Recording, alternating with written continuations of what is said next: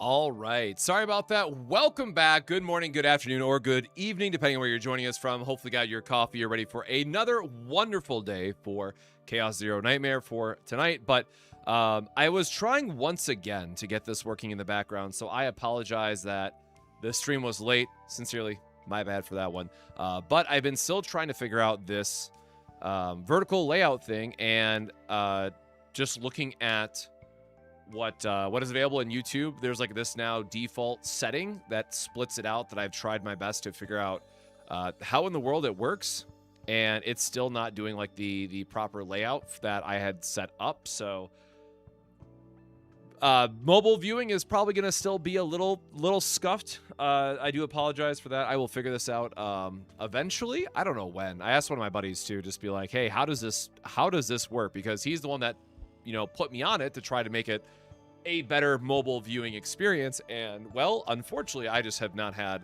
the best of luck with it. So we are back. There's just a few days left for season 1 in Chaos Zero Nightmare. And the biggest thing, and I guess let me just close out some of these other windows. We can just dive right into it. Make sure I get all my windows in the right spot.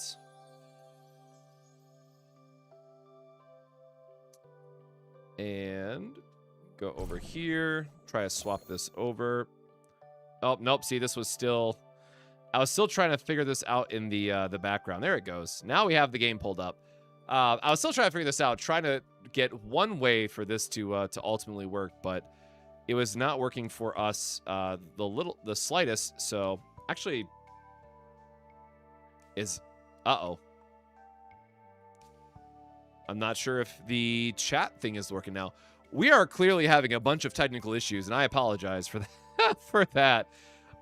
It is just not my day, apparently. So let me see.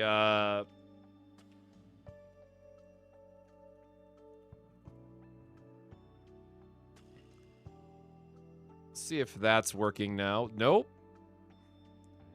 Anywho, so what I was trying to get at is the catalyst is going away, or the first season is going away. Oh, there it goes. Thank you. We got to breathe there.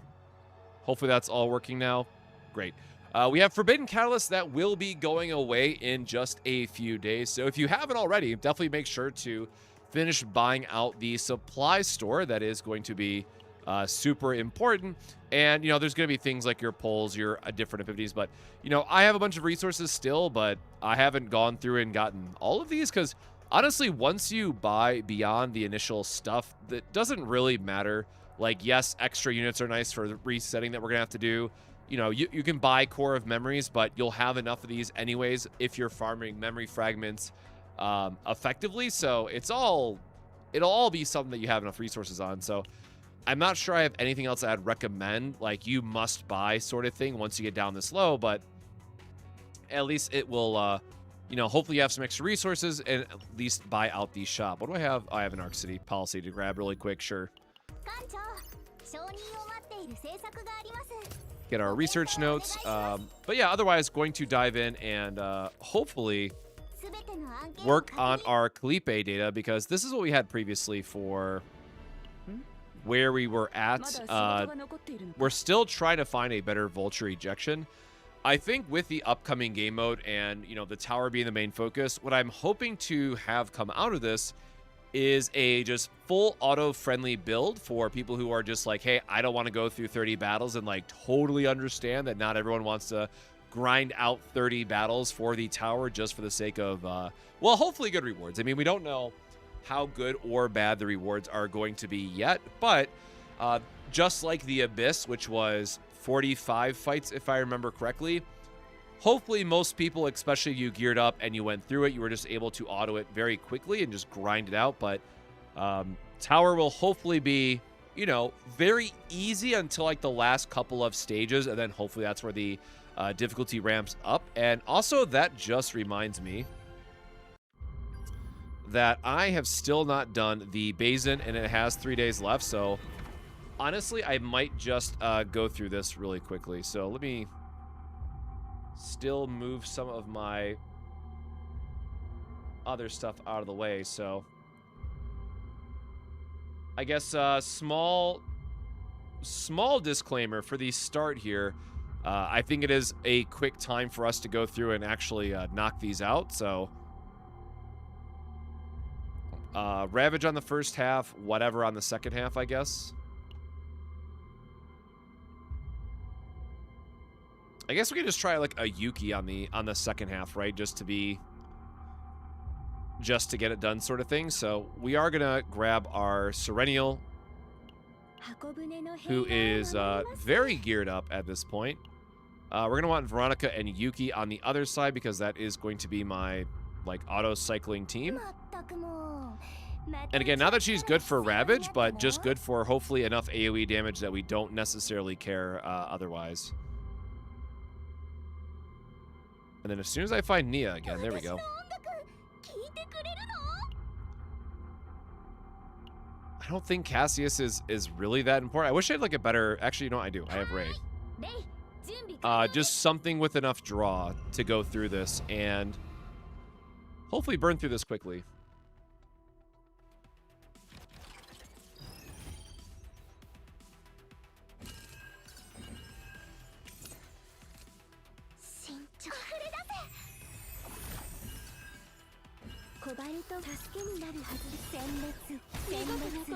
And yeah, I'm definitely not going to auto through this. I'm just going to try to very quickly knock this out for the sake of my own sanity.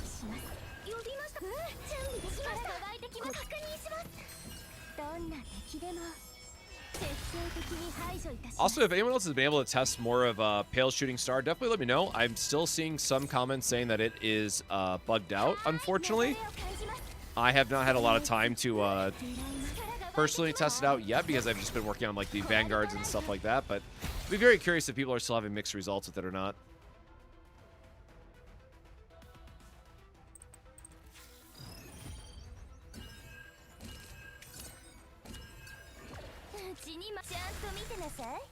Well, they are low enough, so these should be some very quick AoE clears. Actually, I forget if she has memory fragments on her or not, because I was using the One Piece set on somebody else.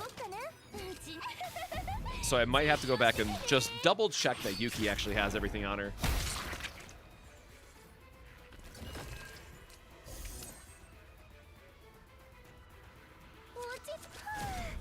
Well, 9 action points is certainly a good amount to use here, but we're just trying to find a Iceberg Cleave, get our inspiration, and hopefully be all set.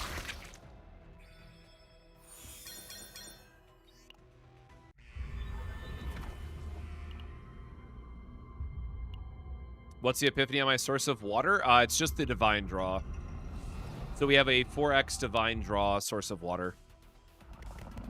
And hopefully you're doing well, Turtley. Just farm the 1 AP homing laser and 1 AP billet. No, congrats. Huge congrats. How many lasers did you end up walking away with? But yeah, there's my source of water. It's just reference. Just a good old draw one.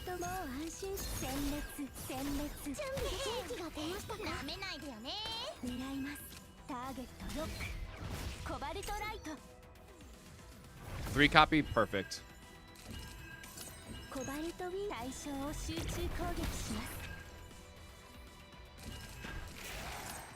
Yeah, I really wish the Vanguard hunt wasn't taking me so long, so I could actually try to go back for some of the other builds, but have not been lucky. We're gonna keep trying with the Calipe.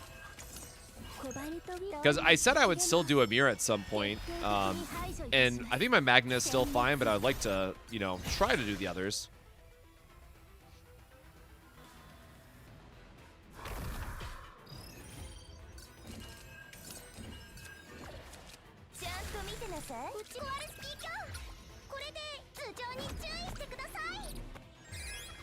I guess if our AoE doesn't get them, at least we have the ballistas to do a lot of damage for us.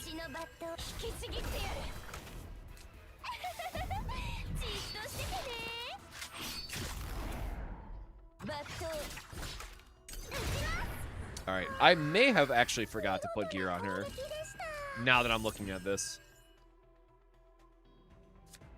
Good list. That is a lot of extra random draws.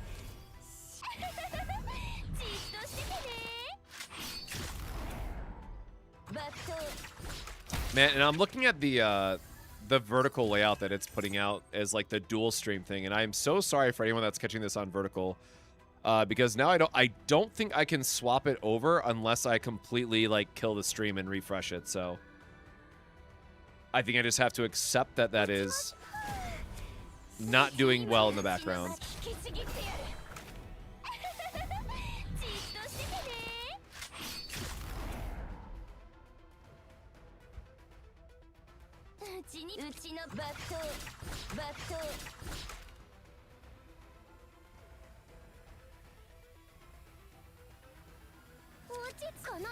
Yep, I'm just going through the basin really quick because I put it off for so long. I honestly need to do it. So after this, though, we are going to go back into the mines that is Felipe farming and trying to get a better vulture ejection.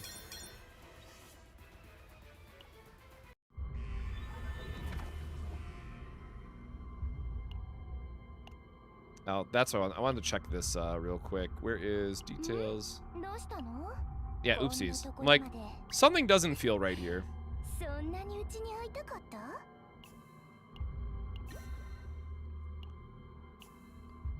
Oh, right, because they were all in the Maribel. And then just whatever other executioner stuff I had. Yeah, that's like, her damage just does not seem right. Like, we all know that she needs a buff, but like, damn. Alright. That should be better. Yeah, getting ready for tower because it's gonna be miserable to farm. Miserable to farm save data after next week, so I'm still pretty bummed out by that.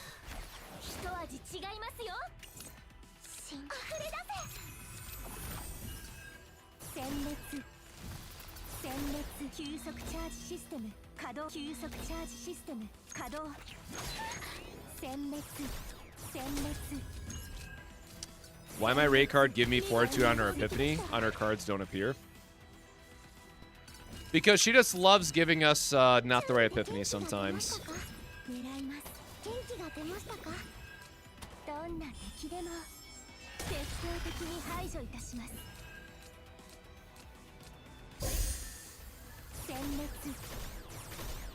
Yeah, this is my favorite build for Serenial.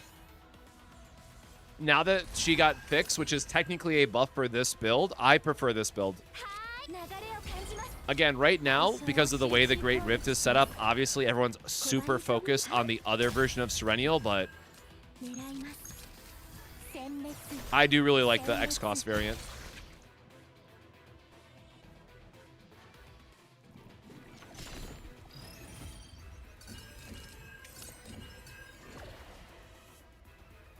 Fortitude is one of the neutral epiphanies that can appear on any card.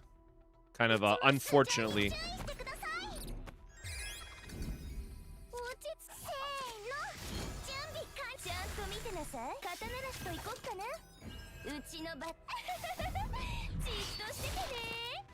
No, brother, I am not grinding Zero System. It will not happen.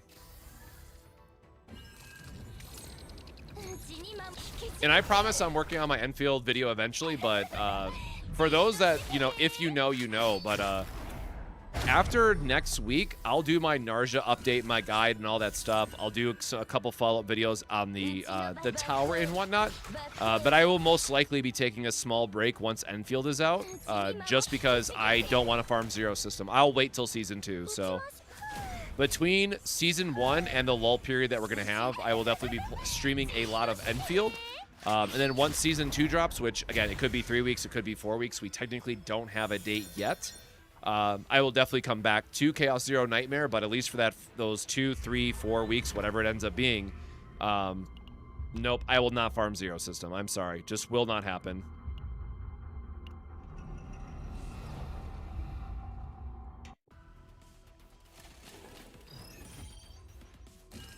Again, to be absolutely clear, Chaos Zero Nightmare content is not going anywhere long term, but ooh, I cannot be excited for what's to come.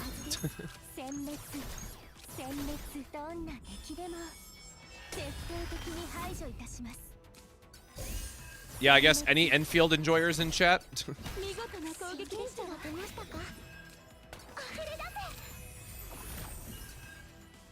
And if so, what 6-star are you looking forward to?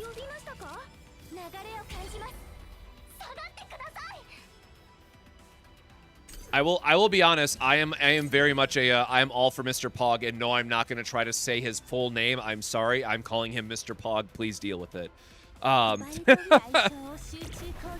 Is that Pogranitchik? Pogranitchik, I think it is. Again, I am horrible with name pronunciations, but I think it'll be a good time either way. Seasoned Arknights player. For many years, I've told myself I would get into it because I love the artwork, and now I finally have like the best excuse to it. Yeah, I think a lot of us are really hoping that there's going to be some changes to the gacha, right? I don't think there's any real defending that.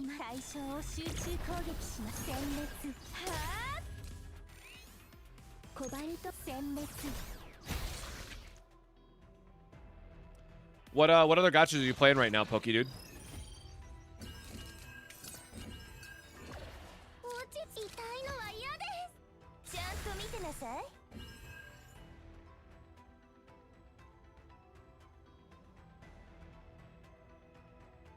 What did he just...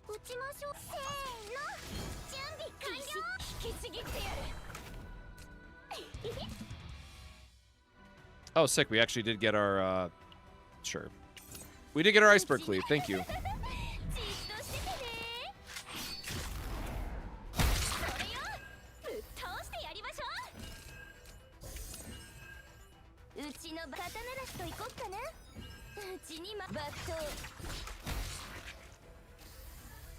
Wuwa and Triple Z. Yeah, I know there's a lot going on with the big updates that Wuwa's getting, and how some people are excited for patch updates and some aren't, and comparing it to other games and whatnot. Like, man, can't we all just enjoy our own games?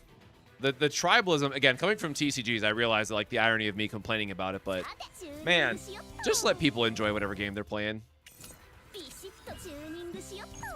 Oh, we actually have a skill we can just use to get the last point of damage. It is crazy the lengths that people will go to just defend their game.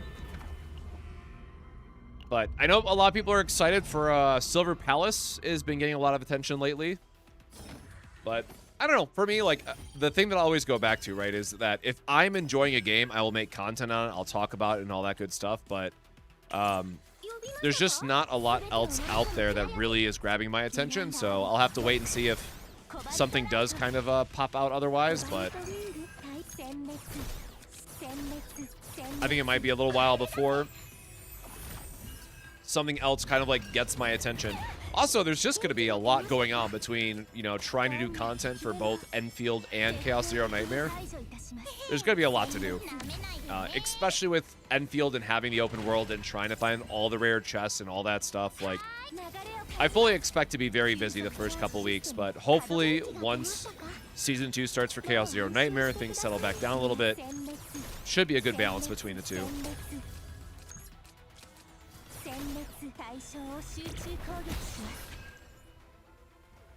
Yeah, exactly. Play whatever you enjoy. And look, there's a real chance that I just don't vibe with Enfield long term. Now, I would say that's very unlikely, given that I am a huge Xenoblade Chronicles fan, and so the combat like really speaks to me. But at the same time, if I don't like it, I mean, I will just drop the game. I'm not going to sit there and play a game I don't enjoy.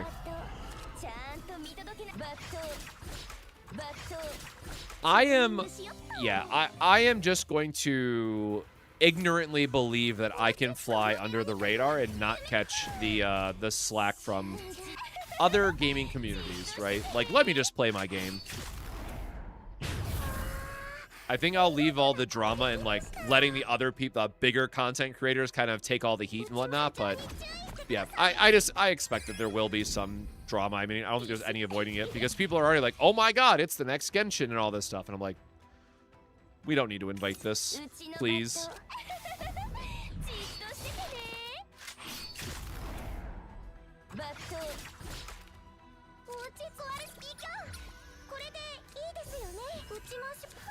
Oh, I just realized we have the...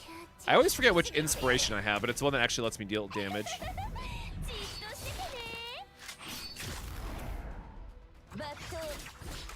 Man, I still feel like I'm not doing a lot of damage, but... Oh, that is the wrong... Oh, well. I guess it's the last stage. Doesn't matter. Say, that was the wrong button. I don't know why I'm just not using Lillian when I have her up. Surely there's a 1 cost left in the deck, man. Holy hell. Cannot draw it to save my life.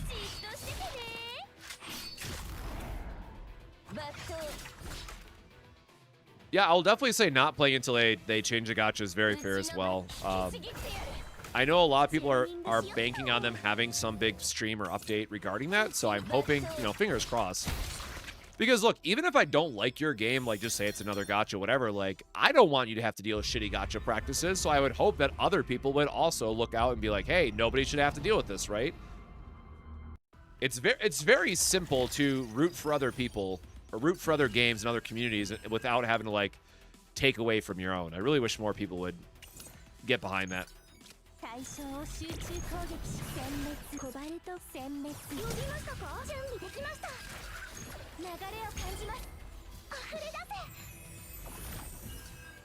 A lot of people are upset that the pity doesn't transfer over, and the way it's set up is that unless you have 120 pulls, which guarantees pity, it translates to you should not pull unless you have 120 pulls saved up. So someone like me coming from Grand Blue Fantasy, where like that's the accepted, like that is the gacha mindset, right? For Grand Blue Fantasy players, you save 300 pulls or you do not pull on a banner.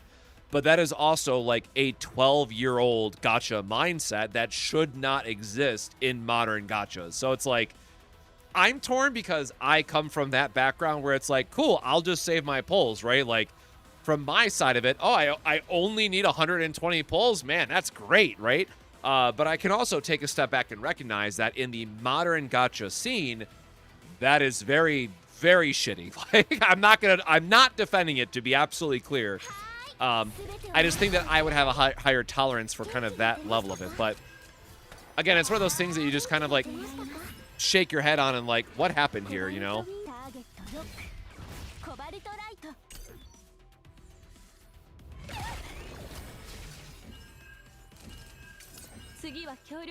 Yes, I do think that there's something to be said about pull currency, right? And how generous they are with the patch and all that stuff. But I'm also like, at a flat baseline, my opinion is that pity should carry over, because there's always going to be those feel bad situations no matter what you do, that some people are going to be like, oh, I just really want to throw a tenner at a banner, right? Maybe you high roll, maybe you just are trying to look for a 4-star, maybe it's like a rate up that you want on that banner. Like, to put it this way, imagine if there was Cassius on a Cassius rate up on like the next banner, right? Which, I mean, hell, could be because it's Narja.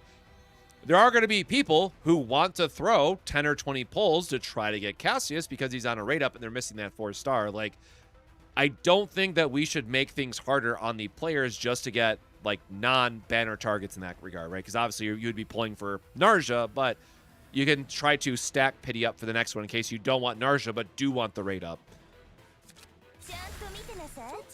And I don't think that's asking a lot, but at the same time, I do recognize that, you know, gachas, again, are predatory in nature. That's the whole business side of it, so it is what it is. Still feels bad, but I'm hoping that they do fix the gacha in that regard.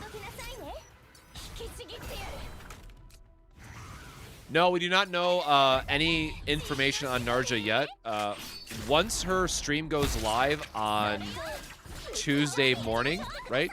Tuesday morning Eastern time zone, all that stuff here. I will update my resource infographic for everybody, which if you guys missed it, it's just the how many crystals do you need, how many books do you need, how much credits does it take, right? I'll have that all in one infographic. And then I will also do my day one guide as always with her best, I'm using my air quotes here because that's what the devs will say. The devs recommended teams, I'll have that all in one infographic in that video as well. So we will see where that ends up. Am I prepared for the Tower of Screams? Absolutely not. I would really like to finish this Calipe farm But we're going to be doing that right after we finish our Basin because I keep forgetting that Basin exists. So maybe in the near future we'll be in a better spot with her, but definitely need some more work to do.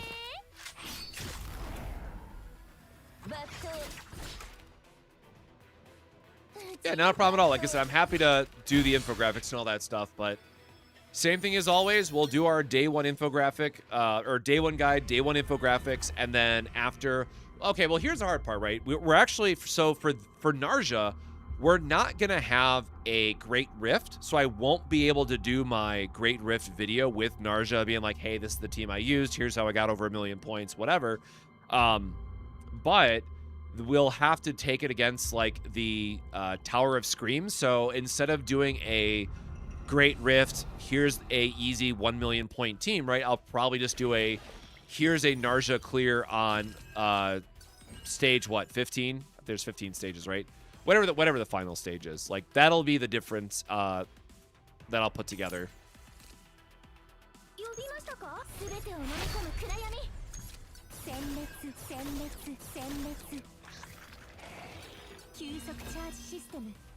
Have a good one, Pokey.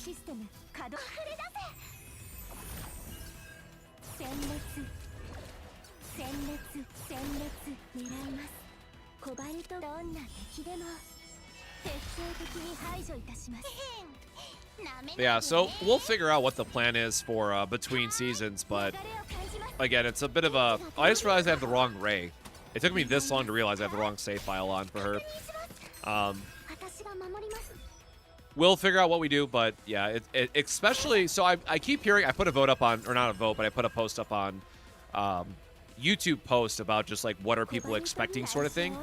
And I didn't know this, but apparently based on one of the earliest leaks... Now, again, keep in mind, Chizuru did change from the early leaks as well. We know... Or I shouldn't say no. It is speculated that Gaia, is that the partner's name?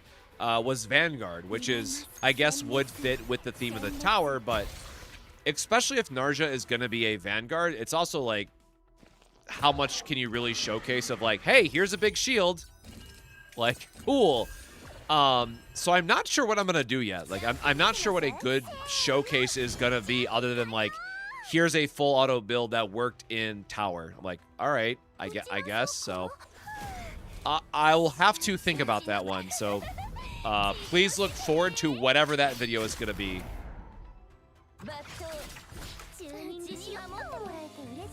Definitely putting us in an awkward spot in terms of just how much we can really show off.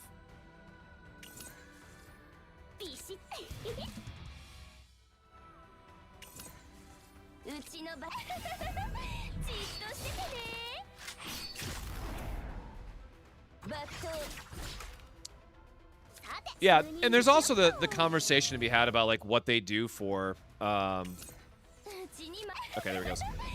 There's always a conversation to have what they do for Tower of Screams and how that impacts her kit, because obviously it's always going to be in a gacha game's best interest to be like, hey, here's our shiny new character, here's our shiny new game mode. Yum yum yum. They go well together, right?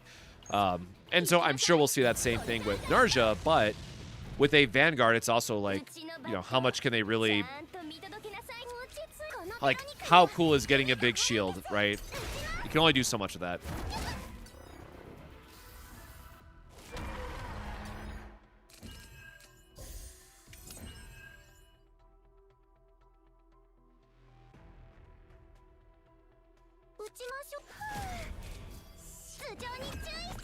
I will do guides for Enfield as well.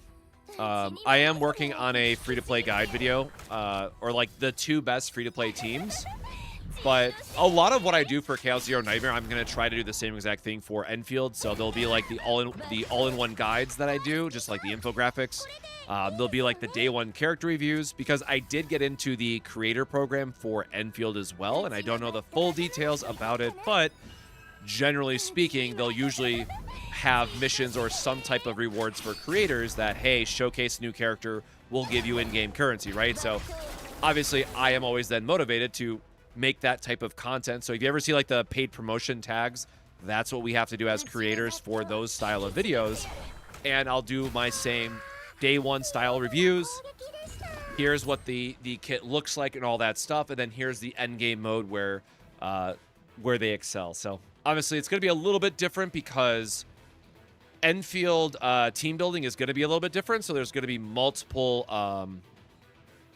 ins and outs of team composition just by the way that the element system works, because it's not strictly mono element. You can mix and match them, but I'll have more ideas around that once I actually get my hands on the game and get into the weeds of it. Thank you. I appreciate it. I'm really trying to I've been putting in a lot more effort, or hopefully that's been noticeable. I've been trying to put a lot more effort both into the stream, the guides, and stuff like that. So I got a lot to learn coming over from the TCG space. So I apologize, in advance that it's a bit of a learning process, and thank you sincerely for joining me along this ride. But I'm going to continue to try to level up my craft and get you guys better guides out there.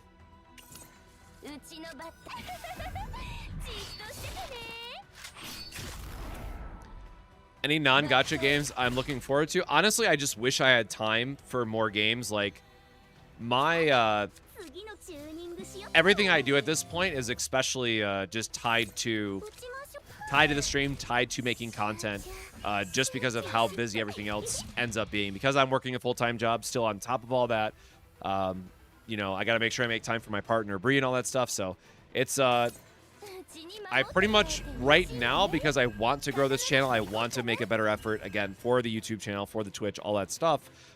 Everything is truly focused on my day job so I can pay my bills and working on making a better content, be it stream, be it guides, be it what have you. So I am investing 150% of my time into just leveling up on this side of things.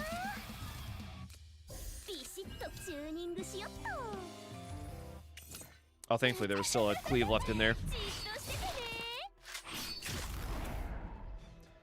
But also, to be fair, like, that was a lot of my life, even going back to the TCG side. Like, I did not have time to play a lot of games because I was doing so much for TCGs, either casting events, covering new games that were coming out, or for my locals, I was actually the guy that would, like, demo the new trading card games that were coming out. So if I wasn't creating content, I was volunteering my time locally to help people get into games. Unfortunately, there are only so many hours in the day when you get down to it.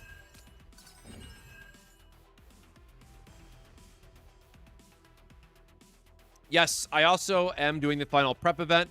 If y'all haven't seen it already, I do have a YouTube post up about the online web event. Thanks for the reminder. I want to give a shout out.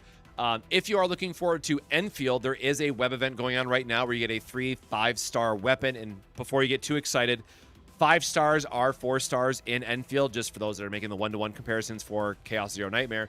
And the weapon itself is a okay one for the MC as well as Chen. You're not going to miss out by any means if you just don't do the web event, but it's one of those things like, hey, free resources are free resources, so go ahead and grab it while you can. Not gonna let anyone miss out on that otherwise.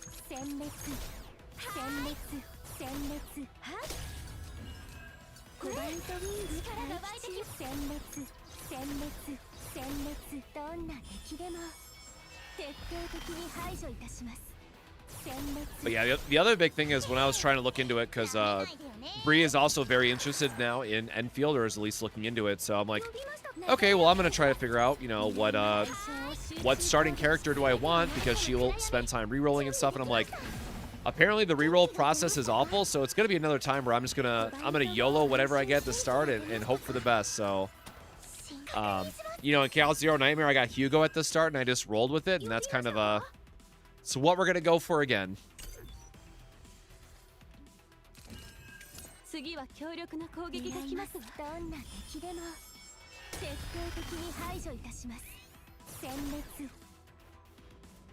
Oh, I thought we had more than one left there. Oopsies.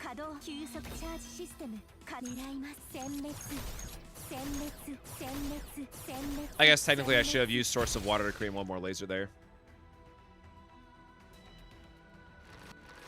Yeah, I think one of the tweets or reports I saw otherwise, like someone was saying like, oh, it's like 40 minutes to maximize your re-rolling process, and I'm just like, couldn't be me. Could not be me.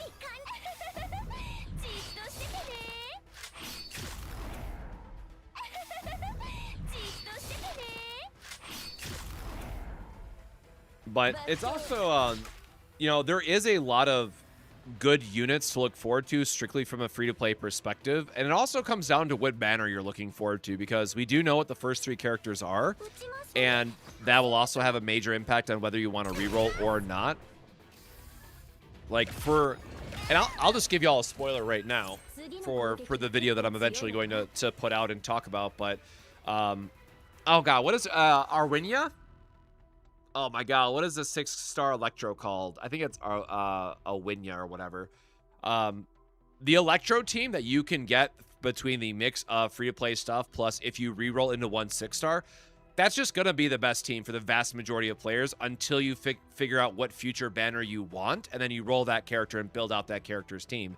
So that's going to be my go-to recommendation, because you just need the 1 6-star, and then you'll get all the other 3 or 4s as you're rolling for it anyways. So kind of hard to go wrong when the game is giving you something like that up front. So I think that's like the easiest win for a lot of people.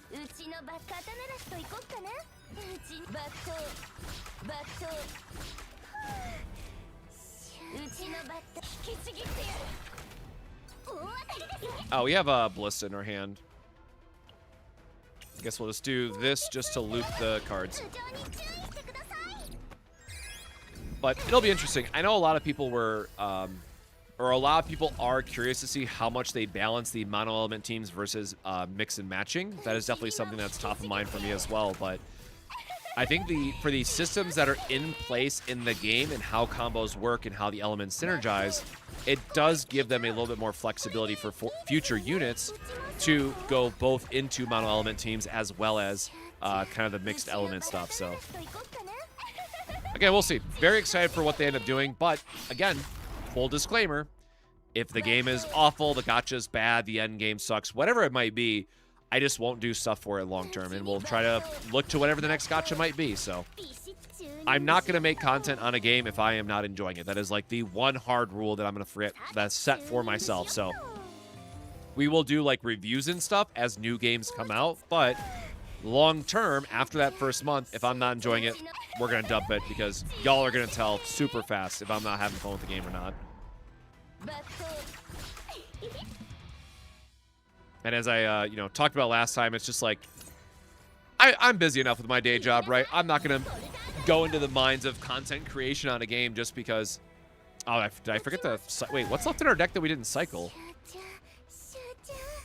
Wait, what card did we just play that didn't give me a draw? Oh, I've cycled through my deck. We're out of stuff. That's what happened here. We actually have too much draw. I gotta pay attention when we run out of Yuki attacks, I guess. Oh, this guy's actually doing some meaty damage. I gotta actually pay attention.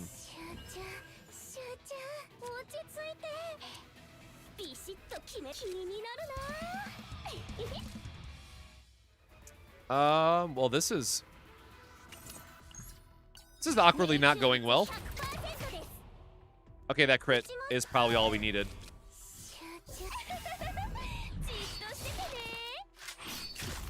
All right, maybe we gotta not use Yuki for not use Yuki for this, and then the Ballista will get the last point of damage.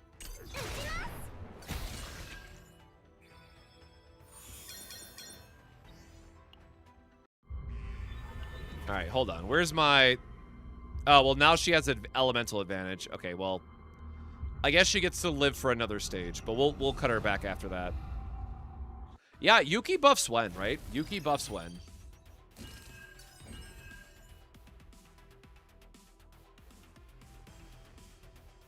This has the morale buff. That's not as big of a deal.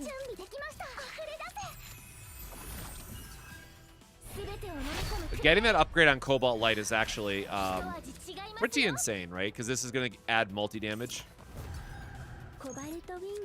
Now, unfortunately, we don't have the X cost. But I guess we can get a couple extra draws here just to see what we get.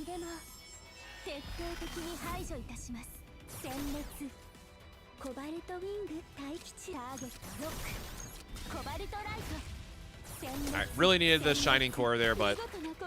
Oh, sure, just kills them all the same.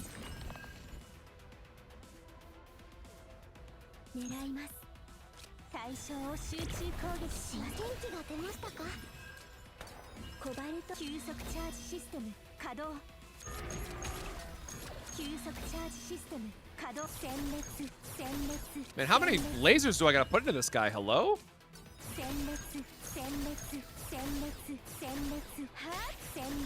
There we go. Goodness.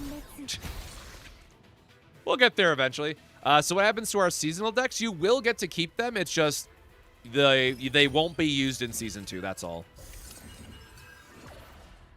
Yeah, I think February was supposed to be... I think they said Season 2 is the buffs, but I may just be misremembering that.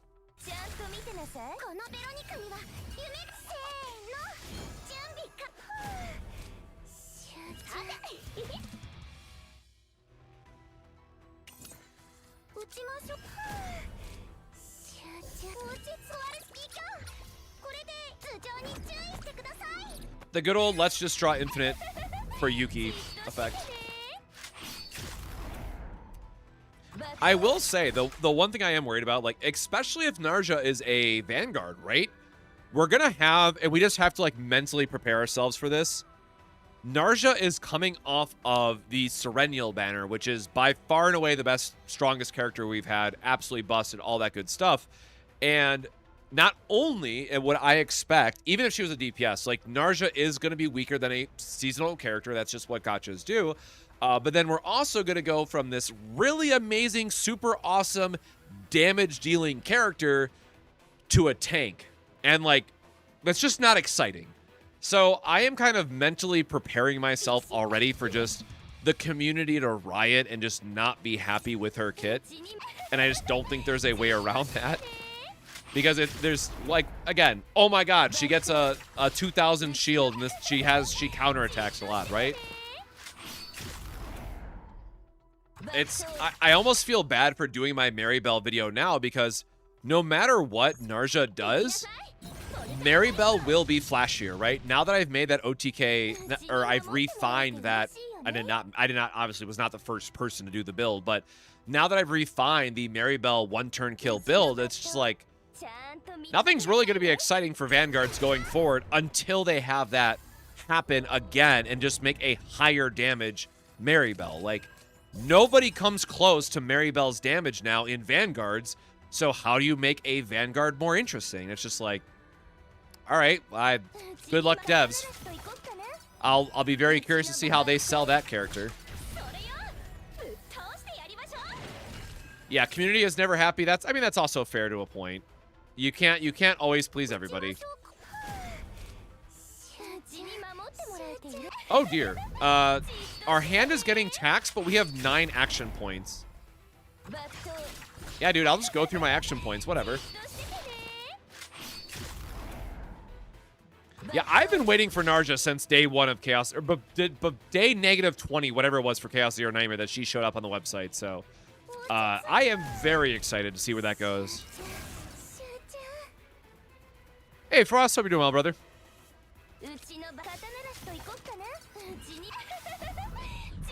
Yeah, so, chat, what's your thoughts on where Narja's going to go for her kit?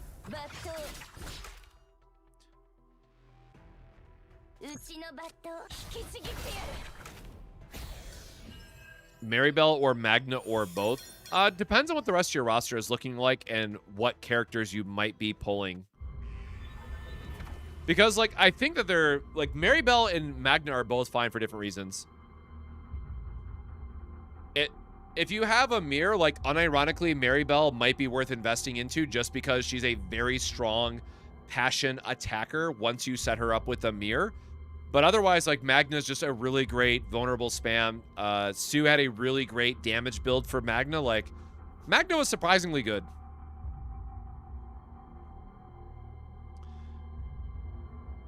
Yeah, on one hand, I know that she had the, It's so hard because on one hand, we had the Vanguard leaks. On the other hand, people are saying controller just so we don't have another damage dealer. So, it's hard to know which way it's going to go. All right, I'm just going to grab my Chizuru really quick.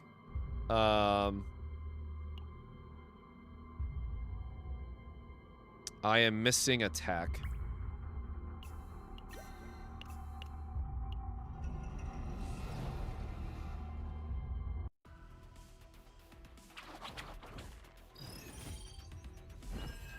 Oh, hell yeah, they brought back Moth Mommy.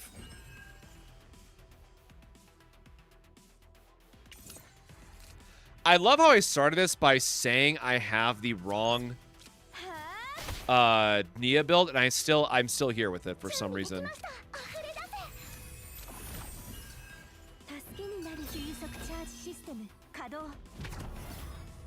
Oh, I probably should have read her ability, huh?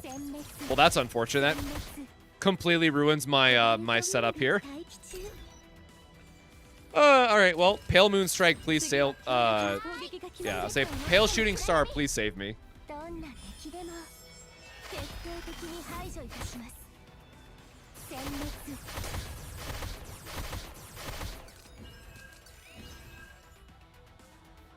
Well, that's toxic.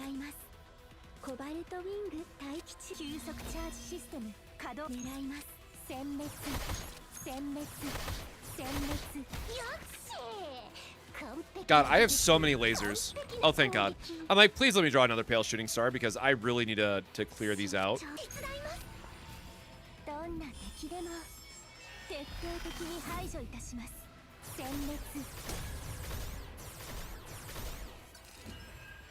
Oh yeah, and then by the way, because I have this build, I get all these lasers back. Yep, thank you. Thank you, easy peasy.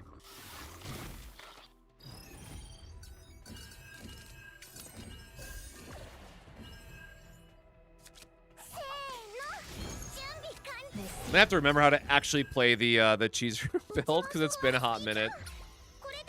Do not use Bound at Dusk. That is the key takeaway here.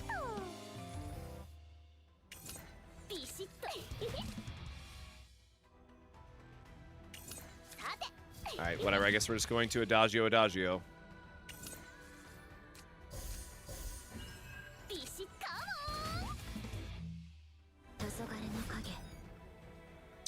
Okay, not the worst, not the best start though, that's for sure.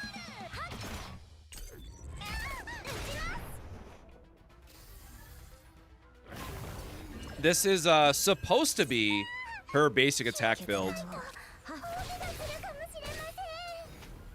So we're gonna see how many stacks we can ultimately build up here.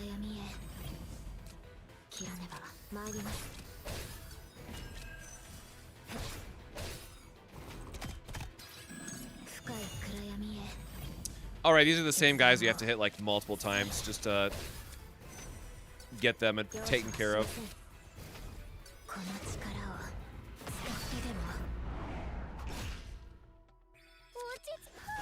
Yeah, I do think there's a lot that they can do from the deck building conversation, so I'm really hoping that we'll get some more interesting stuff in the near future.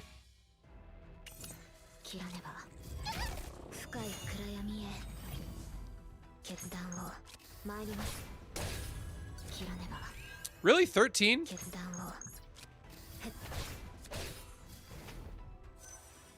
Wait, how many stacks do these guys have? Oh, he has 1 stack left. The other one has 3 stacks left.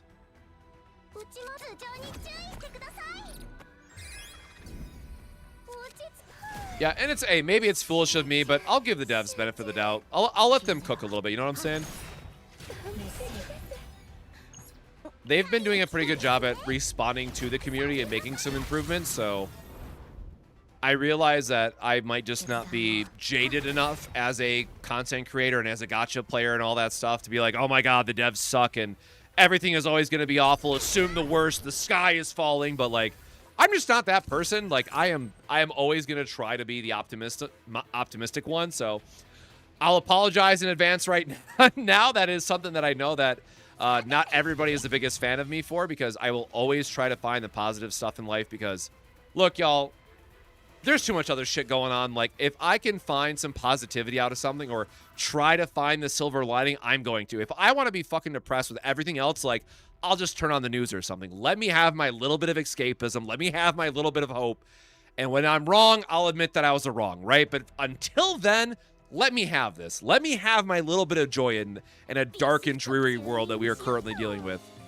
Sorry to get real for a second, but I want to have my happy little slice of life while I can.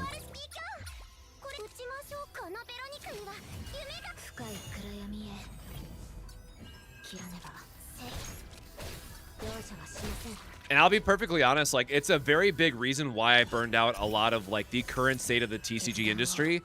And I get it, but, like, people are just so negative, no matter what. It's just, like, you go on Twitter, you go on Facebook, you look anywhere for TCG news, and it's always some community is mad about something because everything is awful and the devs and the developers suck, and I'm just like, bro, I just cannot deal with this anymore. And so, like, I finally hit my breaking point. Like, yeah, sorry, the industry sucks, and you just either have to accept it or just look elsewhere.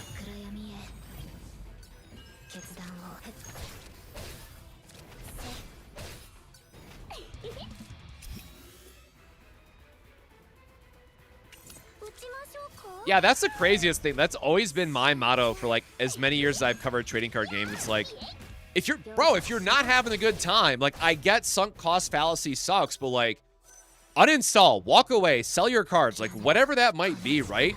You will thank yourself a few months down the road from just stepping away, which is totally an okay thing to do, and getting yourself in a better state of mind. I promise you, it's worth it. Oh, yeah, I cannot stand that. The fact that how much YouTube or just, like, social media, what have you, finally this is done. All of that stuff just rewards drama farming and negativity and stuff, like. And again, hey, to be fair, like, look, I did my video on the patch notes on Christmas, or the days before leading up to Christmas, about the negative change for resetters, and I was like, look, man, I'm not happy about this. I want to voice my concern, and I think I did it in a otherwise fairly balanced approach, and the devs changed it. And, like, that's really cool that the devs were like, hey, look, we realized that this was an oversight. You were, not me personally, but, like, the community was right. We're going to make that small change back. And, like, that's a super easy win. But I wasn't going to go make, like, the, oh, my God, Chaos Zero Nightmare is dying, everything is awful video. Like, there's a very fine line you can do between fair criticism, fair feedback, and what most people do is just nonstop drama farming, which can't do. So, anyways, now we're back in Laboratory Zero.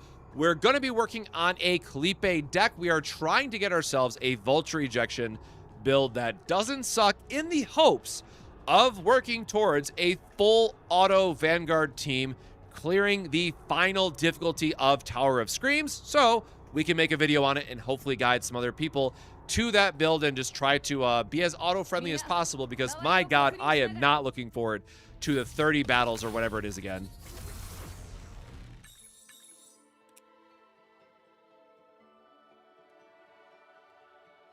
This game got me to quit Honkai Star Rail with how much more fun I was having. Still loving this game. I'm glad you're enjoying it. Again, it is totally okay to take a step away from some gachas or whatever. Just apply that philosophy to anything in your life, right? If you've been doing something for X amount of months and you just find yourself in a rut, or you just find yourself being very unhappy with the state it is, just walk away for a little bit. I promise you things will get better and you'll be in a better mindset if you just take a break. How does Eternal Hunger automatically come back to your hand after putting it on top of your deck? It's because we still had a draw trigger that had to be resolved. So as long as we put the other Eternal Hunger back on top, or the second card choice, it'll loop itself back to hand.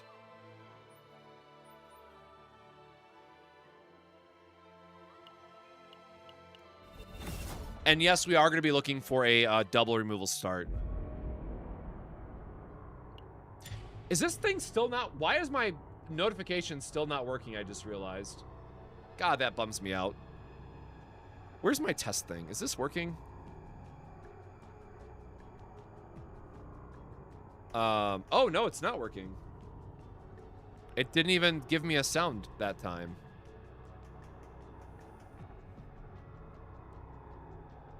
All right, well, I will just...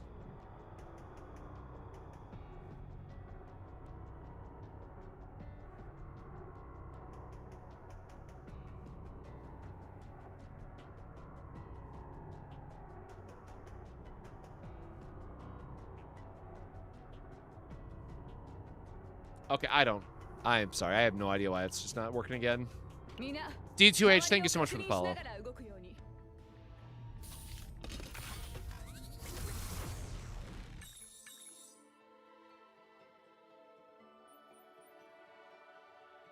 Perfect. There we go. Add some stress, remove 2 cards. We love to see it.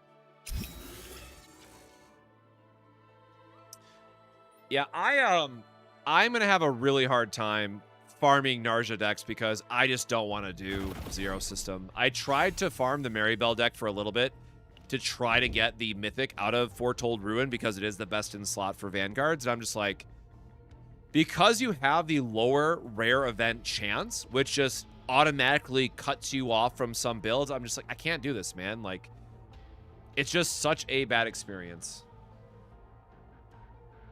And we do know that there will be some changes coming to Zero System, and the devs are going to make improvements on it, but it's just not soon enough. So, as always, we are going to be looking for early elites for currencies, and we are going to be looking for a shop. So, here is our shop. But unfortunately, the tunnel is... Oh, that's a very late tunnel again. This is actually a very bad map for us, but I'm gonna do it anyways because I don't want to spend a just infinite amount of time resetting. So we'll just go into a run and hope for the best.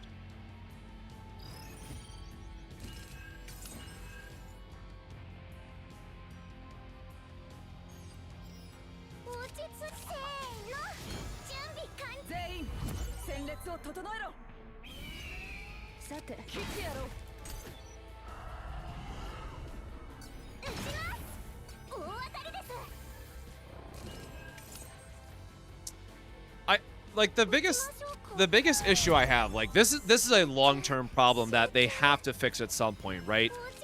No matter what, at its surface level, if we're going to be getting a new chaos every season, and they have already said that they're going to add that chaos to Zero System, if they keep adding chaoses, it's going to make trying to farm a particular chaos impossible because you are just completely diluting the pool every single season. So I don't know when they're going to fix that, but they are going to have to fix it at some point or address the elephant in the room, because it's already RNG that we have to get a good tier level, and it's already RNG that we have to get good modifiers, you know, to be doable, right? So to have RNG for modifiers, to have RNG for the tier level itself, to have RNG for the fates and how rare they are, to then also have RNG on what chaos we're getting, it's too much. They have to do something. And again, I think the devs are doing a good job with their roadmap. I wish some stuff was sooner, but that's always going to be the case. So I do anticipate that this is top of mind for them. It's just we have to figure out what that looks like. So we will get some improvement at some point in the future.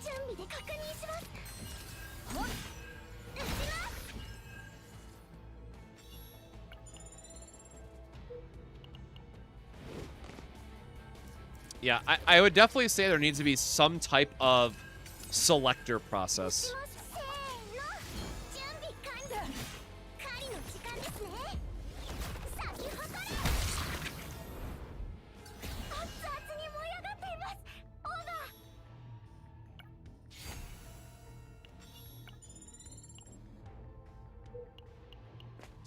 But, you know, it's also something to be said, right? Because, like, Vanguards want to do Foretold Ruin, healers want to do the Swamp, and, of course, all of that might change in the future based on what the new seasonal chaoses are and whatnot, and it doesn't put us in a good position as the players to feel like the game is honestly respecting our time.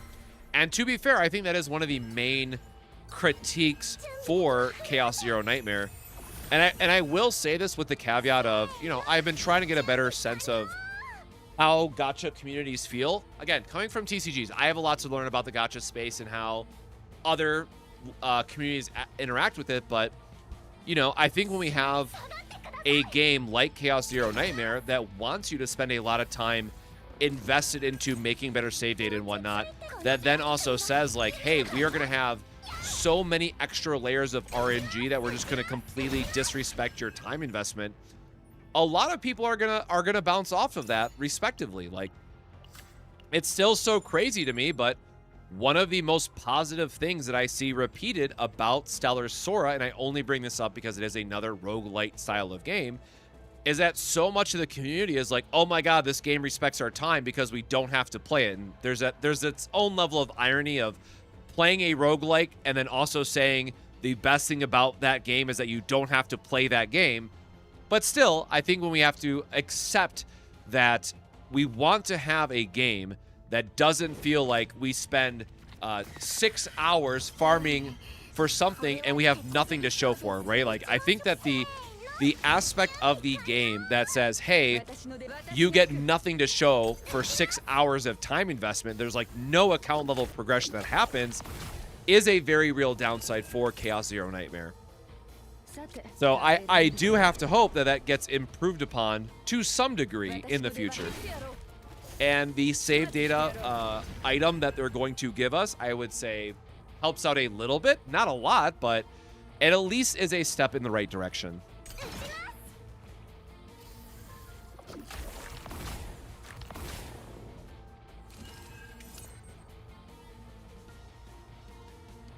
Hey, Blaze Warrior. Yeah, every 3 weeks is the character banner cycle rotation. Which, again, I haven't looked at other gachas recently because I'm not pulling in other banners, right? Other than Grand Blue Fantasy, which, of course, a lot of people know is my main game otherwise. But 3 weeks really does seem like they're just standard kind of across the board otherwise now. So is it too fast? Like, what do you think is the best time investment between banners? What would be, like, the ideal for a gacha?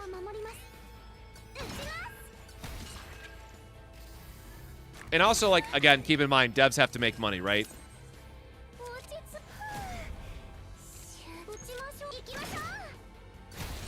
There is definitely a balance that gets put in place in terms of when new characters come out or not.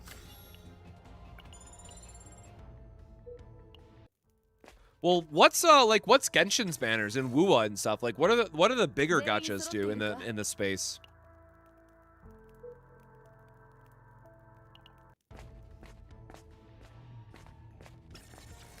Nice. Getting the removal event is very good for us, so we can get one of these other, you know, could be a copy target out of the deck.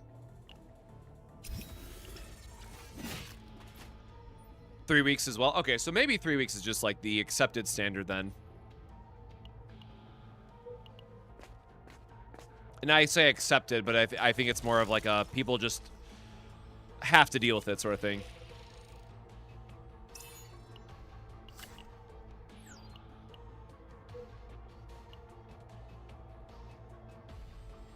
We need to go down.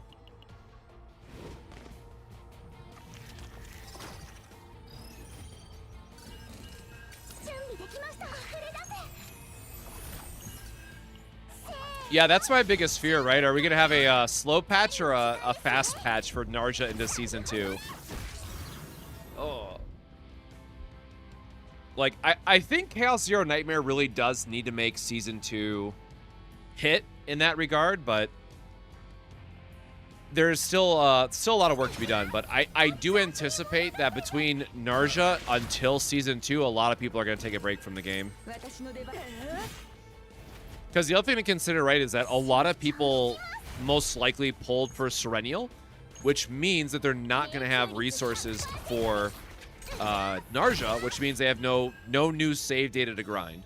And if people don't have a new character that they're working on, and they assumedly had already min-maxed their save data in Season 1, they're just not. They're going to do their dailies, farm up some potential crystals, and then just go on about their day.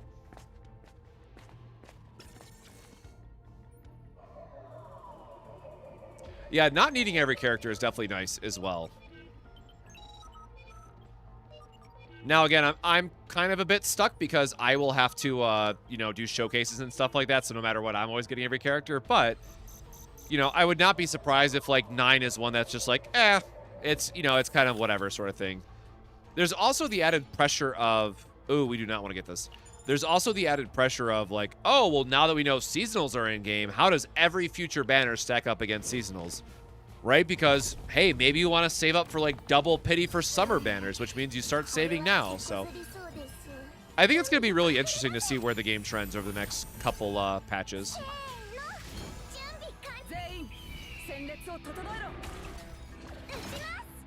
For Narja, I'm with everybody else of like, please just anything but DPS. Do not be a damage dealer. That's all I ask in this world.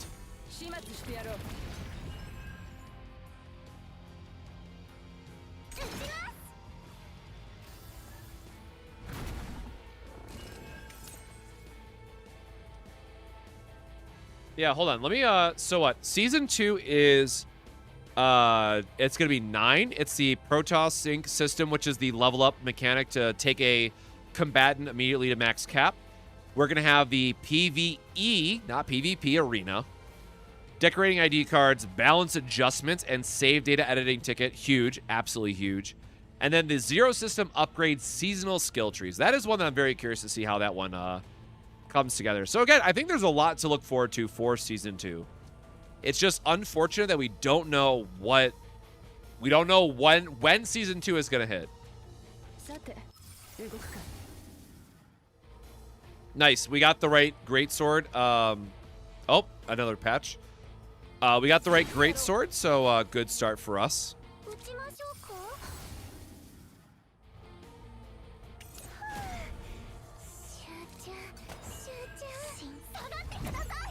Sure, we'll just get our other epiphanies out here, heal up a bit.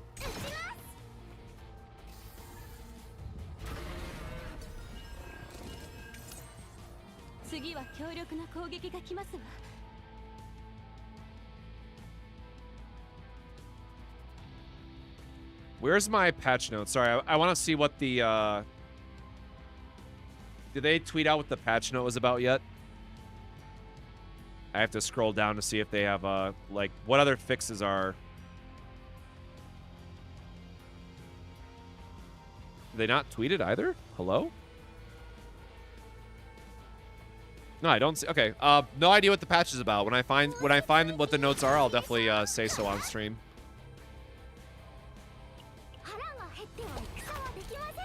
No, the on the roadmap, it just says February, so there's kind of a huge gray area there about when exactly in February it'll go live.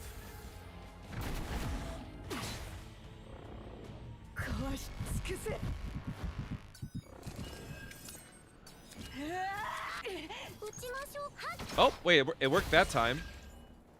It worked that time, but the alert did not pop up. Kupimu, thank you for the follow.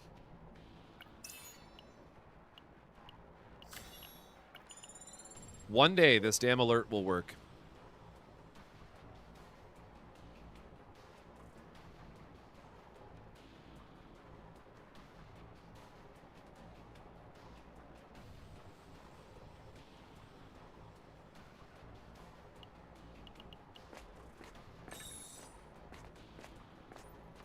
But that's very true. I mean, it'll be a really great catch-up time. So, like, I've just been stocking up on resources personally. Like, I still have, like, Luke and Renoa on my account at level 1 because I just don't have enough resources for them, right? Like, I'm not going to spend crystals on resetting a bunch of stuff. So I'm like, all right, well, we'll see what happens when we get there. But we really need the double drop event to come back, right? I think that's, like, one thing we can absolutely all agree on.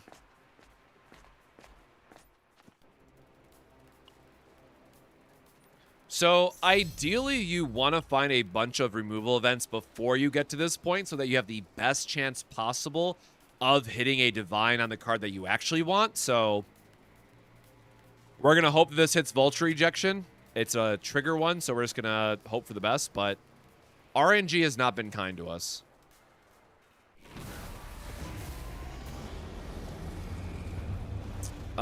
Divine. Okay.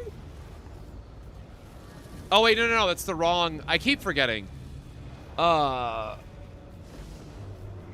have to keep reminding myself that we do not want the Celestial 1 because it will not force a deck shuffle. And if we want to get more vultures, we can't actually take that version, which bums me out. So you always want to take this middle rally. I was really excited by that Divine, but I learned the hard way with Calipe in one of like the initial builds that I did. And I'm like, oh, but it's Celestial. You get to play it for free. That's going to be so good, right? No. You want to cycle your Vulture ejections as quick as possible. And that's only possible by the rally that we took. Oh, boo hiss. I did not expect double Divines back to back. We got punished.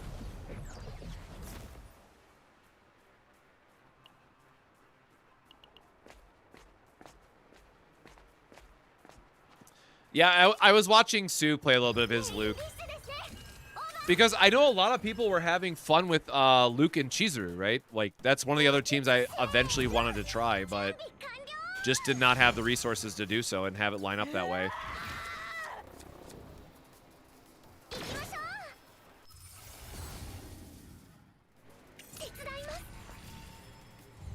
All right, well, double Ballista's kind of cheeky.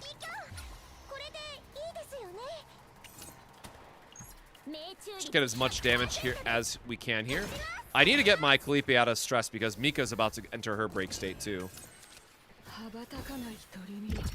All right, very lucky.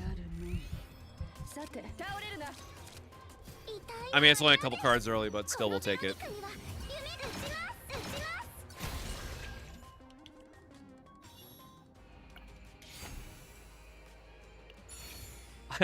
Swapped over to Chizuru, James. Is that your new target now?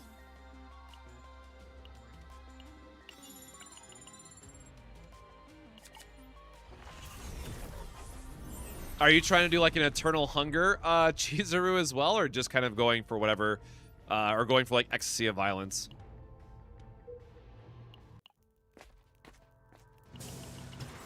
All right, only one removal here is not great odds for what we want going into this boss fight, so this might be a very fast early reset for us.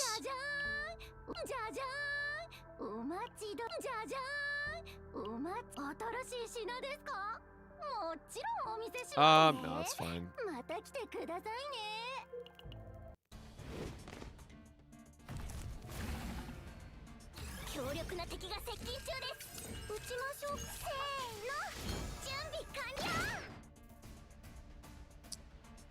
Oh, like lead Chizuru, you mean by her, her one upgrade that triggers lead cards, right? It would work really good with Magna.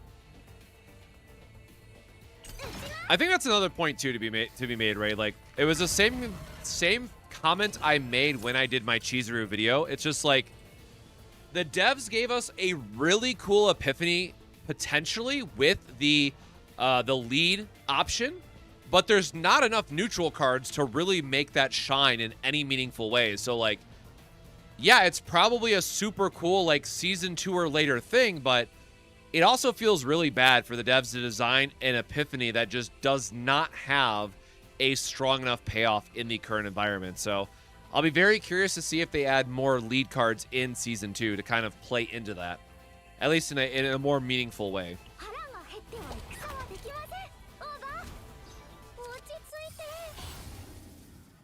Damn it, we don't even get the unique. All right.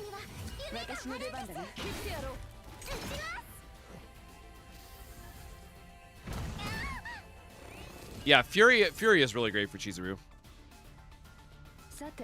All right, just make all of my oh gosh darn it, please be we do not want that card yet. I mean, this run's already pretty bad. I don't know why I'm going to try to min-max a reset here, but whatever. It's the principle of it, right? We don't want to cast Blessing of the Waves because the Whirlpool will count as a copy chance. We can just not cast the card instead.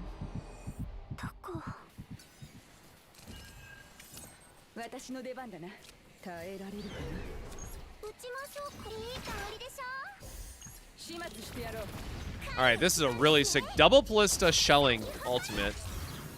This is going to be a lot of damage. Oh, 47! We almost killed him before he healed. Oh, that would have been sick. Alright, well now we just want to draw our Mika cards to try to get her out of her breakdown state.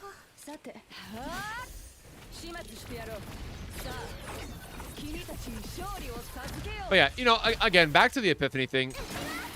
I think overall it's okay. It's just the devs need to be like, there should have been, if we didn't have something with Chizuru immediately, the very next character needed to have something with lead in their kit to really like show that synergy off. But unfortunately, we just didn't have anything that really leveraged Chizuru's lead effect in that way.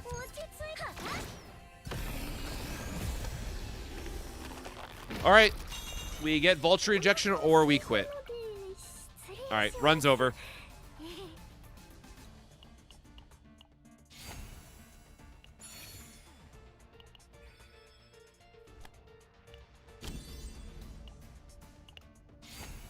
We did not get Vulture Ejection for our copy, so we are going to reset.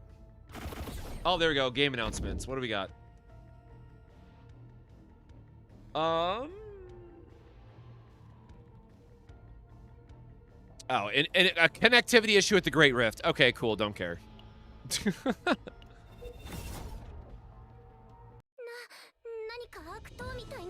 Kudos to people farming the Great Rift.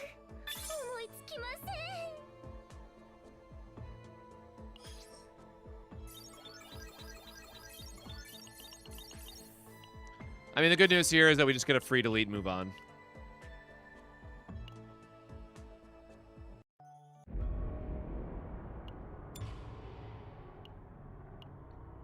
Yeah, again, that's a crazy thing. Like, I'm not even trying to do, like, divine vulnerable, right? To, like, get the ultra high roll. Like, just give me a neutral vulnerable on okay Vulture. Let me copy that, and I'll be good. I'm not trying to hear min-max decks. I just want to showcase, like, starter builds that'll work for players to get excited about.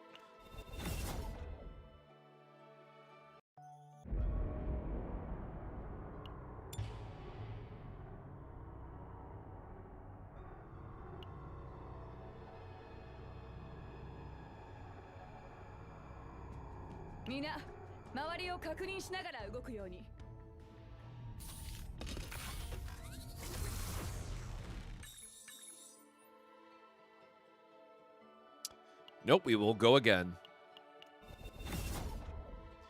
But yeah, also the other thing is too, like, as much as I complain about Laboratory Zero and the seasonal chaos going away and all that stuff, is like, also please don't burn yourself out trying to chase some decks, because again, keep in mind, all of this is going to reset for Season 2 in February, and we're gonna have to refarm all of these decks. Like, I was super happy I got my Veronica early on that had the draw 2 and 1 AP Epiphany, but I'll be honest, depending on how good that save data edit is, like, I'm not looking forward to having to refarm the Veronica deck that I've just been using for, you know, 8 weeks now, or I guess I didn't get right away, probably like 6 weeks or so.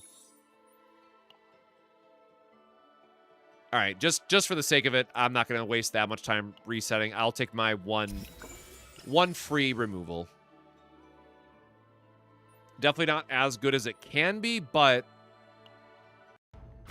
I want to make sure that we're getting in and doing these runs and giving a good old college try that we can get the right Epiphany.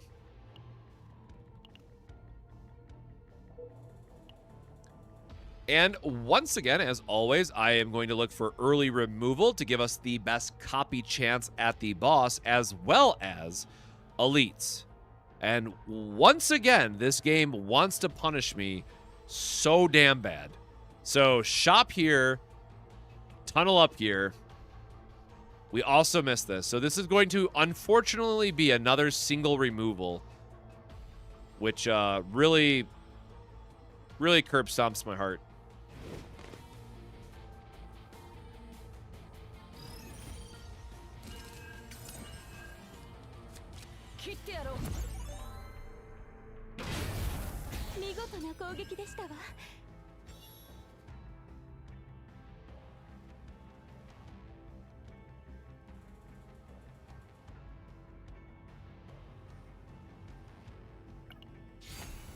All right, tactical. I will say the one nice thing about the 1 HP start is that it just very quickly allows you to just burn through the initial stages, which I am certainly a fan of.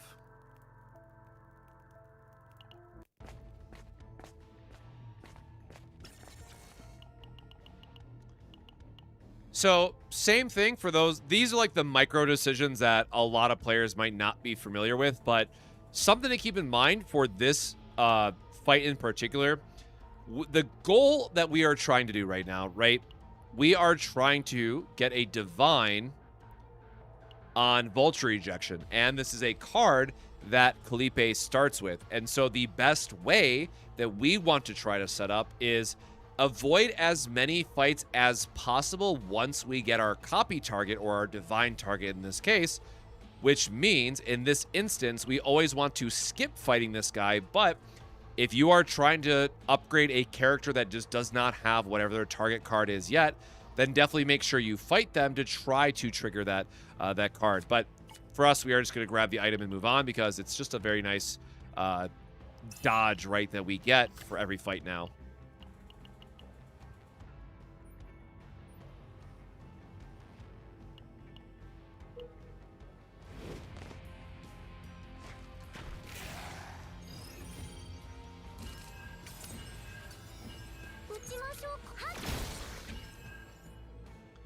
Yeah, sometimes the Blicky is just better, you know? You don't want to get held back.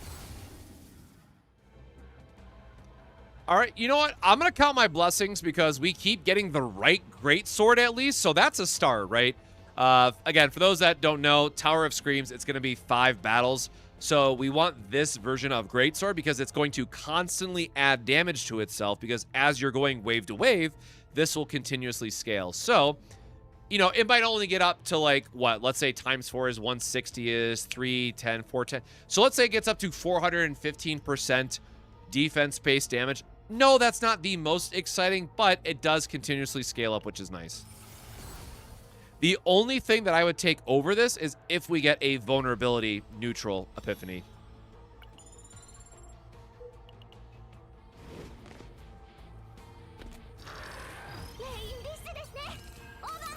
Yeah, even like quad agony would be sick too.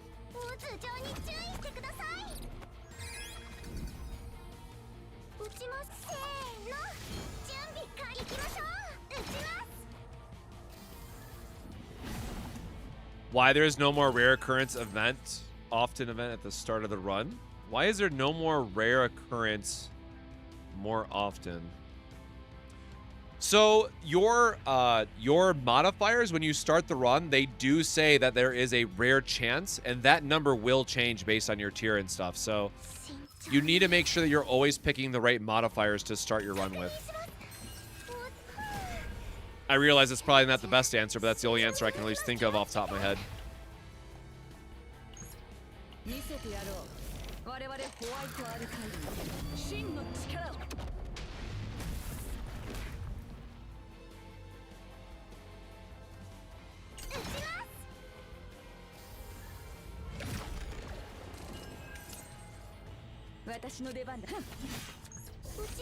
There we go. Please cast all my Vulture ejections. Please and thank you. Oh, sick. Double Ballista.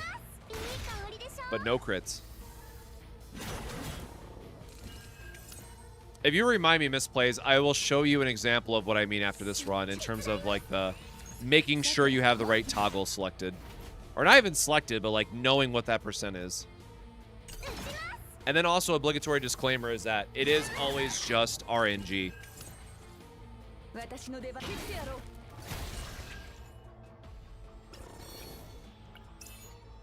Oh, goodness. I love Military Grenade on Veronica because it's just free damage. And if you get Military Grenade plus Moon of Destruction, that is like my favorite farming combo. Honestly, I just thought about this, but maybe I need to do like a tier list for Chaos Run gear now that I think about it. That might be worth it for a video. Does this cross over? No, this does not cross over, so we just are forced to go up here. Again, we have to go into the tunnel.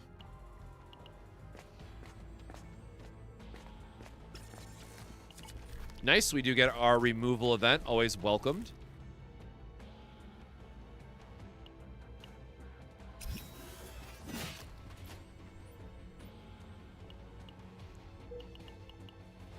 I think the big question is, like, how many people have Veronica, though, right? Because, like, Military Grenade is S tier if you have Veronica, and then, like, maybe it's good on a few other.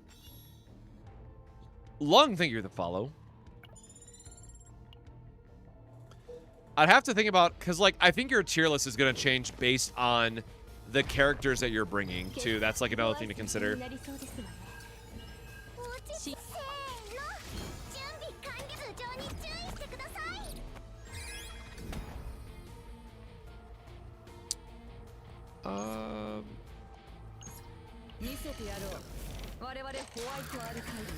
What difficulty is recommended nowadays? If you mean for Laboratory 0, still doing difficulty 8. There was a couple threads back and forth on Twitter between a couple different player bases. If there was suspected to be a higher divine chance and higher difficulties, but it was proven false. So as long as you can comfortably farm difficulty 8, that is the recommended place to farm now.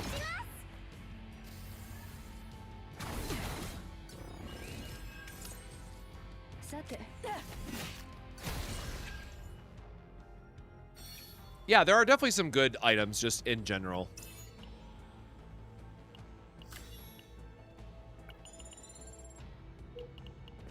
I've been trying to think of, like, what are other, like, broader topics that people want covered in Chaos Zero Nightmare, because what I take for granted is what I assume to be common knowledge is not always the case. So that is one area that I struggle with, of just terms of, like, I probably should do, like, here's my top 5 chaos farming tips, right? But I've also done chaos farming videos so many times that I often feel like I might be repeating some stuff. So I'm not sure.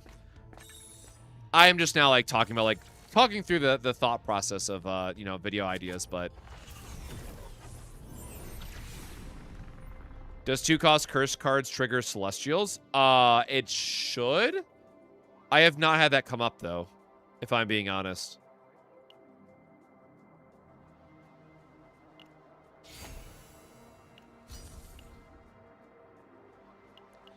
Is it still worth investing in Tressa after the incoming nerfs? Unfortunately, we don't know how she's gonna get changed, so it's not possible for me to really say. Now, I will add is that if I remember correctly, the devs did say that they were going to add a resource refund option. So that is something to consider. Are we going to get... I wonder if we're about to get screwed over twice in just taking the random and then get the other Epiphany chance. But if it shows me a divine chance here, I have to take it.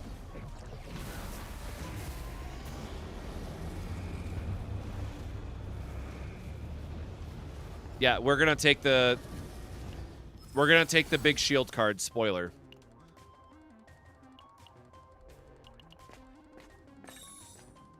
Ah. We got punished again. Of course we get the rare event. Of course. Of course we get punished. It's my own fault for not believing in the Gamba.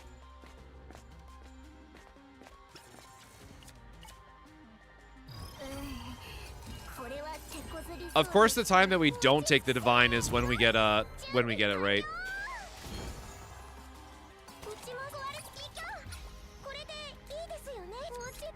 I love how that's happened to us twice, though. Let the record show.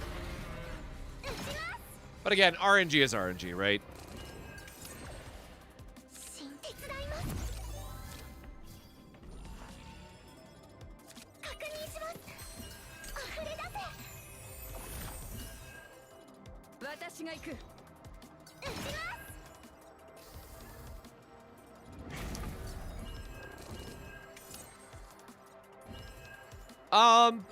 I am always of the opinion, because, like, this is a tier 15 that I'm farming, and I never want to give that up, but I know that for me to finish the Kalipe deck that I'm trying to do, I have to get a copy at both bosses. So for me personally, and for what I'm going for, I am not allowed to take that divine in that instance.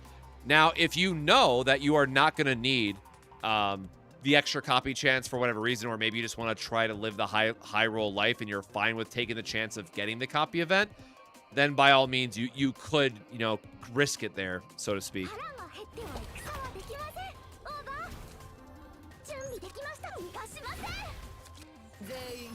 But we are definitely divine maxing, hoping, as it were.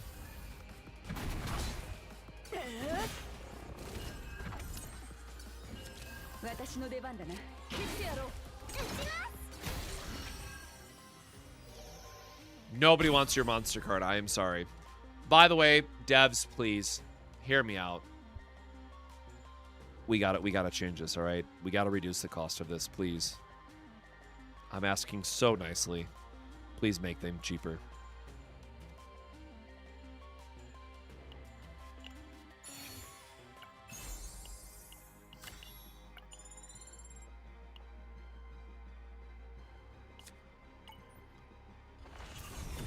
There's not a copy chance as much as there's a copy chance on interior if you want to rely on that. The only thing that you get from the core of Discord is that you get the copy chance, right? Because you beat the boss. And then, oh, nice, we got, okay, that was nice. You get the copy chance and not lose your world. And then also if any of your cards did an epiphany, or if you find out that you have like a neutral that you want to try to get an epiphany on, you can go into the core of Discord, do the boss fights, and then try to do it that way. But I have not had much luck with that, all things considered. All right, removal time. Removal time.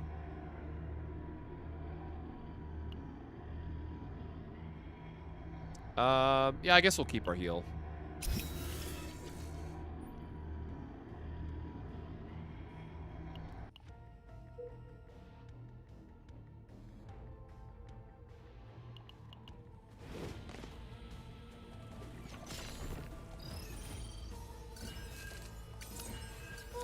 All right, giant ballista one-time dealer just to make the run easier.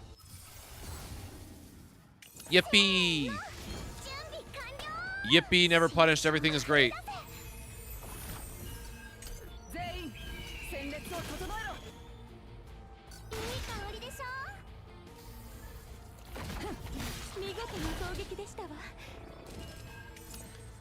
And it's a bummer too, right? Because some of the monster cards are like actually really fun too. Or like open up new build opportunities if we think about like the Spirit Fox card.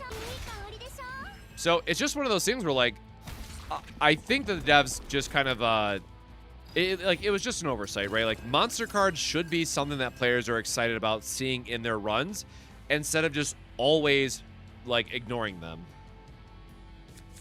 It's just not a good feel situation for anybody. Oh, I should have done my draw here first, my bad. Cool, that was... Alright, punished.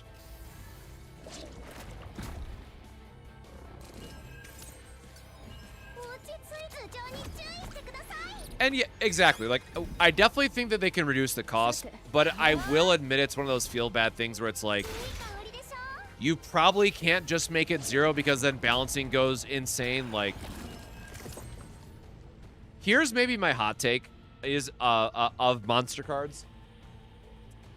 What I would do for monster cards is just delete Spirit Key Fox and make all other monster cards free. There's probably something else that I'm forgetting that would still be broken, but out of all the monster cards and out of all the ones that I've tried to use or like theory craft for decks, nothing breaks the game in the same way as Spirit Key Fox, and I truly do believe the rest of them could be fine.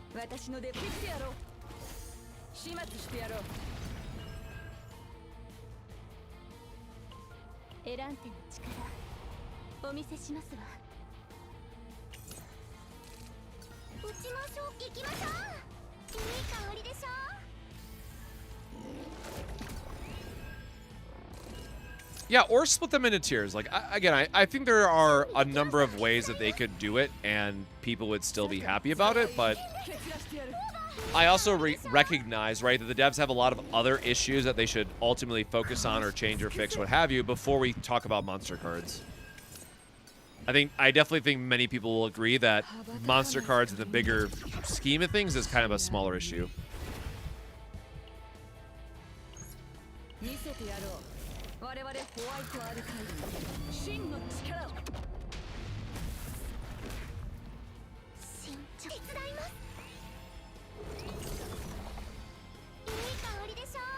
Oh, did we do 2 attacks? Maybe we did 2 Mika cards back to back. My bad there.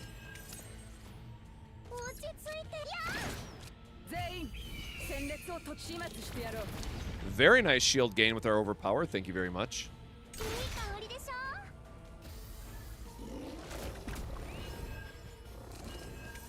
I got broken up between the animation there. Oh, there we go. Dead from the ballistas for sure.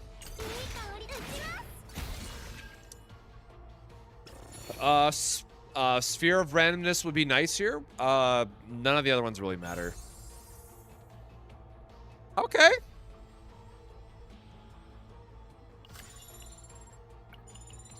All right, maybe this is our run. Maybe we'll get our copy.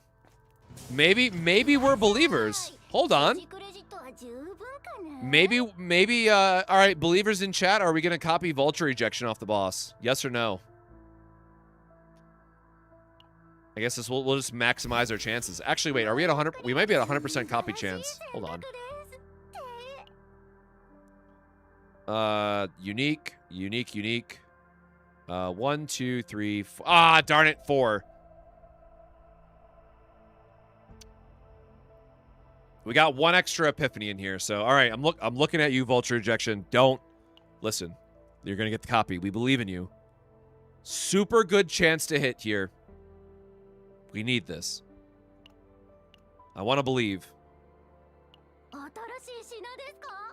What are we missing? We are missing, oh my god. We're missing the book. Okay, there we go. Good enough. Just gonna buy the book while we're being blessed. No, yeah, no mutant, unfortunately, but I will say, the more that I play Kalipe, the more upset that I am that they, like, I get why it had to be balanced, but God, I hate Absolute Protection. I just do not need this card.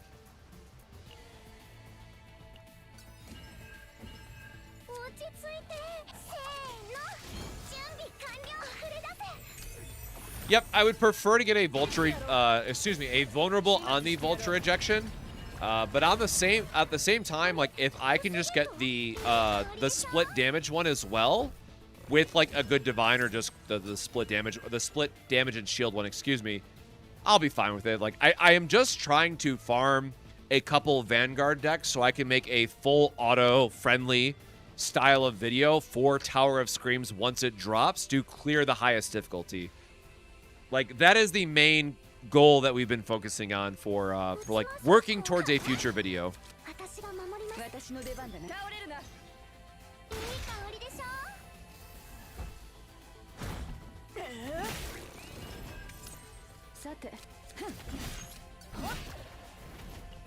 Yeah, E1 is fine and all right, but like I also don't want to put players in a position where it's like, oh, I'm using this character, but can we please stop drawing Fury here? Holy shit. I don't want to put players in a position where it's like, oh, well, you can't use Kalipe unless you have E1 because this card sucks. Like, that's also a not great position to be in.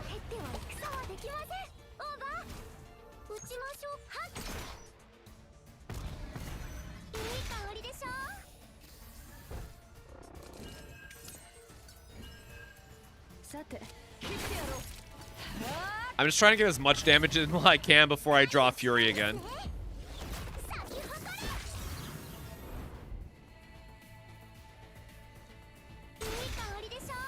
Like, I'm playing chicken with my deck right now to not draw Fury to make us deal no damage for a card again.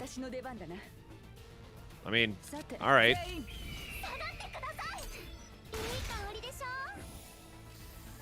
Which this also reminds me is I technically need to go back and refarm a Veronica deck as well, focused around Giant Ballista only, because in a perfect world, right, one of the most likely best teams for Tower of Screams is going to be one that's like Mika, Veronica, Kalipe, because for those that played Chaos Zero Nightmare at launch, that was the team combination that was like the first to clear difficulty 10, even though they were way under geared, way under level, and all that stuff. So that is probably still going to be one of the best teams for full auto.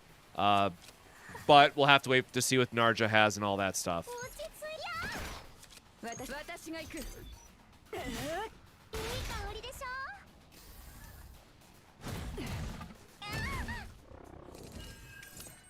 Yeah, like the X+1 does some work, which is nice, but God, I really hope we don't die here. Can I? Okay, there we go. I was just like going through the motions here, and I just realized how low our health was getting. It's because of that Fury card that was denying us the damage. All right, again, there's only 4 cards to copy. There's only 4 cards to copy. There are only 4 possible cards to copy here. One of them just has to be Vulture Ejection. That's all I'm asking for. We got Sphere of Randomness. We have a good Mythic that I'm okay with. We just need to copy Vulture Ejection. Okay, again, really good odds. Really good chance. It was fine.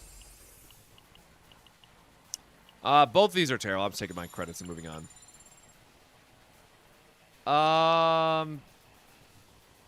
Wait, which one is that one again? That is Instinct, right? Both these are Instinct? Sure. I want to try to see if we can get a little bit better.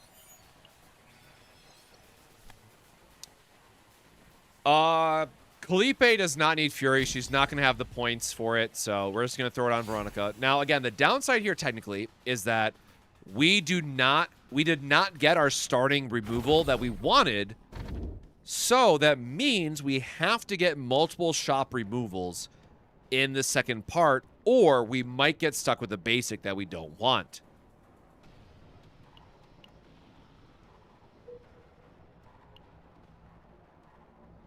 Okay, early... Oh, God, man. Early shop was nice. However, there is a Divine here at the bottom, which we do need to take because our Vulture Ejections do need to get their Epiphanies. Oh, man.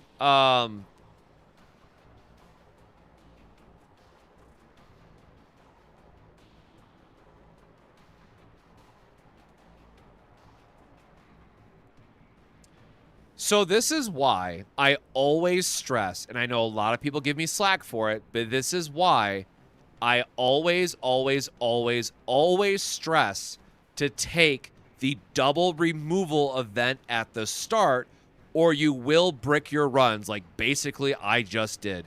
Because of this layout, now that we've just wasted like a half hour to find this out, because we always have to go tunnel here to get the chance of a Divine, we are losing all of the removal chances here, meaning we're only going to get this one removal at the very end. And when we look at Kalipe's deck, we still have all 3 of her basics.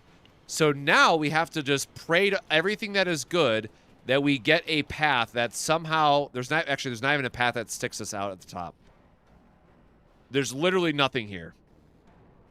Yeah, so there's no way for us to get this top chop now and have a chance at a Divine for the removal to reduce the number of basics. So now our options are either we try to high roll this, get a Divine through the other event, and hope for the other rare events that can pop up, or go for this and just hope that we get something else. Like this is very, very bad, unfortunately. So now our option is ultimately we have to skip the tunnel. We have to hope for a random event. And otherwise, our event is kind of bricked because we didn't take the double removal at the start of the run. If we would have taken the double removal at the start, we could have taken tunnel here and still saved this run. Unfortunate.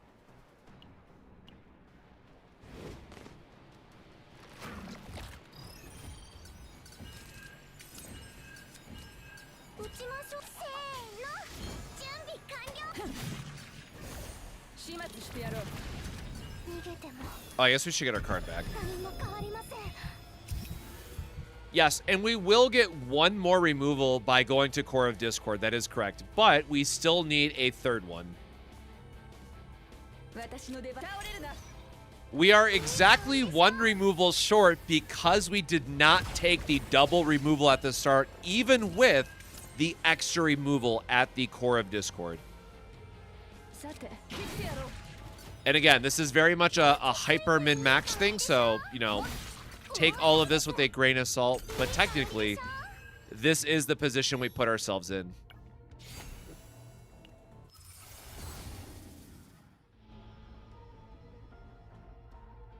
Okay, we did get a vulnerable. All right. I am suddenly feeling good again.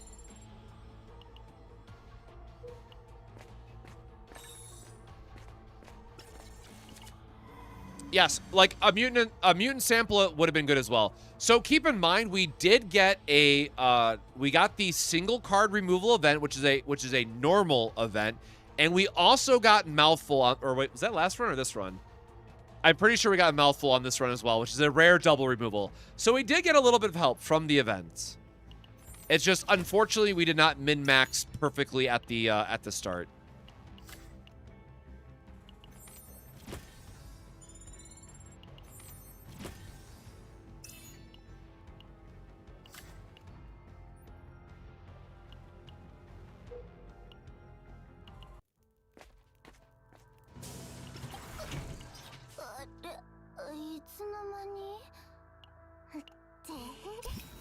And again, we have to start removing Kalipe's basics here. We have the book, right? We have book already. We have, so we're just missing... What are we missing? Why am I blanking on what the chess piece is? I was not... What? Arbor? I was not using Lush Seaweed. What was I using? Maybe I was using Lush Seaweed. Now I don't remember. I swear there was a different item that I was using, and I'm totally drawing a blank now. I'm gonna save my gold.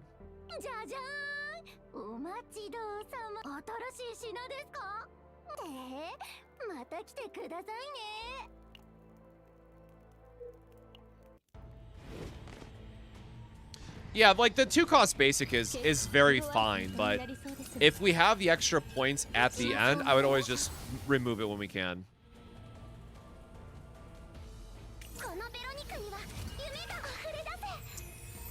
Okay.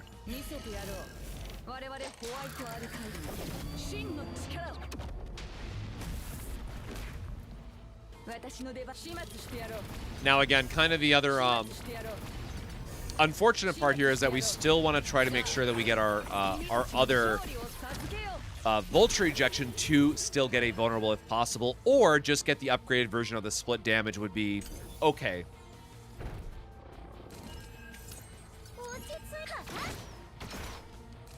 Yeah, unfortunately, I have done that a number of times where I accidentally spend too much and I'm like, oh, I don't get the last removal, and I mess up that way. That has happened more times than I care to admit. But we're also very early in the run, so we should have more than enough to cover the removals we need.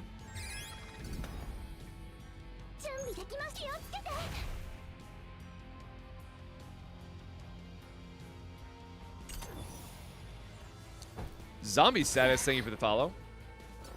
Alright, something must be wrong with this, I don't know why this is not working.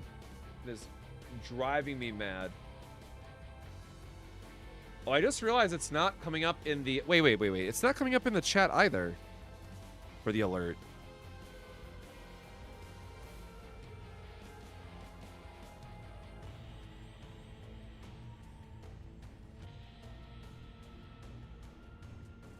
Alright. Yep, I do not know. Sorry, y'all. Unk can't figure out technology anymore. I'm too old. The grays are seeping in. I can't figure out how to work a plugin, apparently. Although at least the chat one is working. So I'm happy we figured out the chat at least.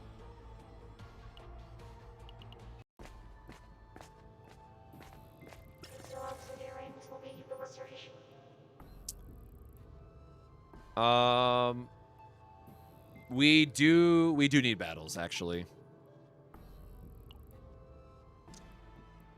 We don't need the item, so we will just take credits instead and still do the fight.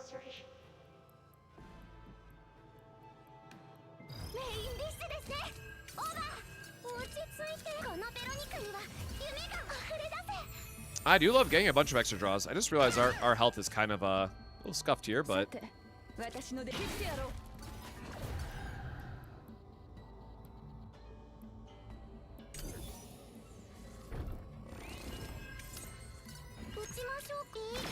okay, or just discard my vulture.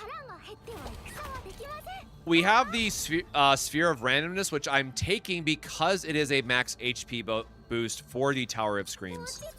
Just to try to give us a little bit better tanking opportunities.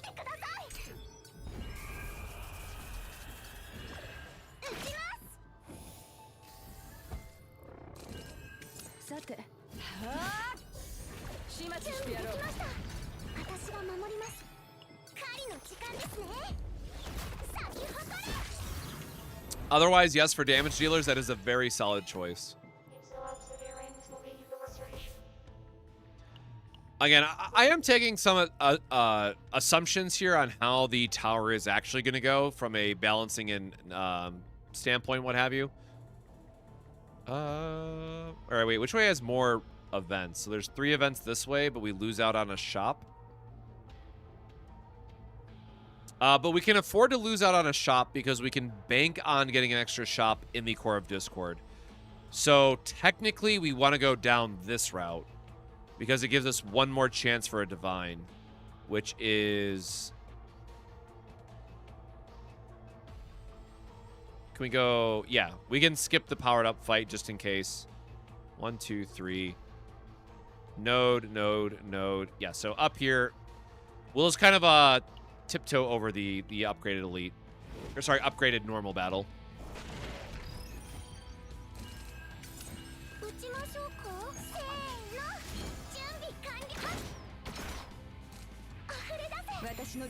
Oh, it already has its epiphany, I guess, so I guess we're gonna find out.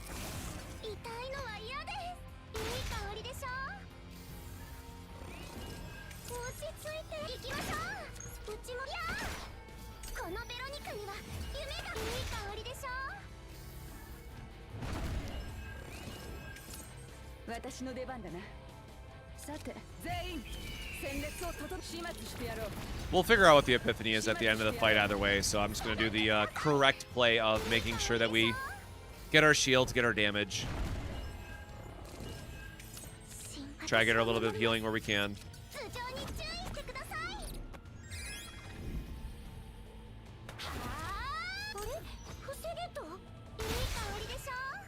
Yeah, it's one of those things that, like, I'm not anticipating that the Tower of Screams is going to be something absolutely ridiculous. Bummer. I love how it I love how it gave me both ends of the Vulture ejection. That's damage versus shield. But obviously, we are trying to build one that can deal damage as well as shielding, so it's not exactly what we would have liked, but for building towards the Tower of Screams, we are trying to do the split damage style of card. So this one is good enough. Now we're going to hope that by the end of the run, we do get to copy the vulnerable one instead.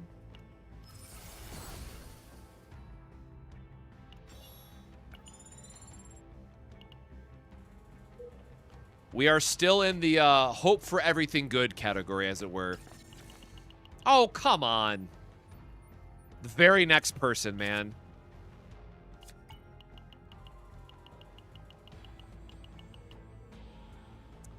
Epiphany couldn't hold off for one more, could it? Oh, we did.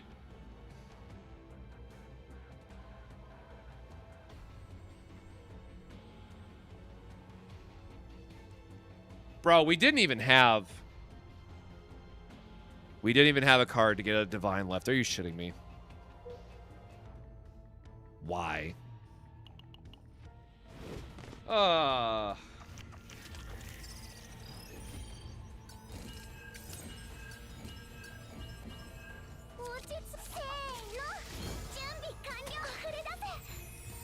The game just really wants to do me dirty, and I think that's, we just have to accept my fate.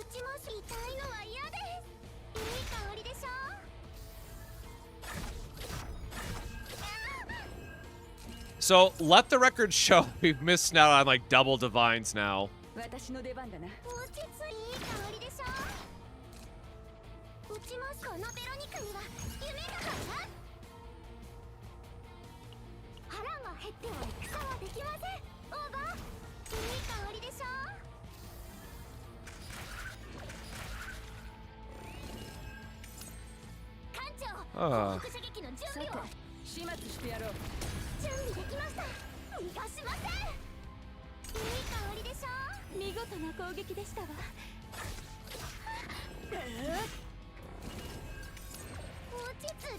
Yeah, we're gonna hope for some type of event to help us out to smooth this out a little bit, but I think we just have to accept that this. I think we have to accept, y'all, that this run just kind of screwed, right? It is what it is, as we like to say. This was not our run from the get-go. It feels like. Hold on. We have to go up, right? I said, yeah, up because of. Or no. I'm glad we double checked that. We're gonna go down because it gives us 3 events. And we only need 1 more shop because we're gonna get the other shop we need in the core of Discord, and that's totally fine. And this has a purple background, so it's probably absolute shit. Never mind, it's not anything good. I was gonna say it's your vein, but it's not. All right, well, everything's awful. I will cry in my corner. No, skip. We do not want to add more cards to our deck that can be copied. Yeah, I don't even want to look at the save data cost. Okay.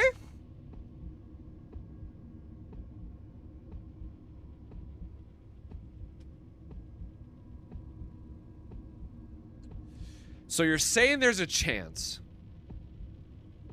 All right, listen. I'm gonna be very direct with you, game. All right. It's going to be Vulture Ejection, and it's going to be the vulnerable one, all right? So I don't miss out on this chance.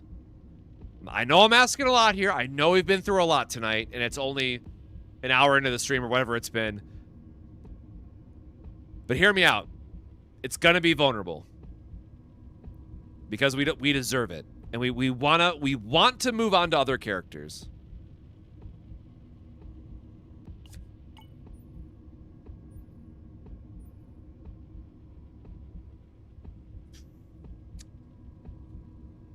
I love you. All right. All right. All right. All right. We're alive. We're okay. It's totally fine. Everything's good now. Thank you. We just have to pass this and we're done. We just have to pass this very easy fight and we're done and everything's great. Totally fine. We're safe. Everything's gonna be okay. We can finally put this character to rest. I will settle for a 3 out of 4, right? In my God damn it. My 30 Fate Memory run that we have. Holy goodness. Oh shit.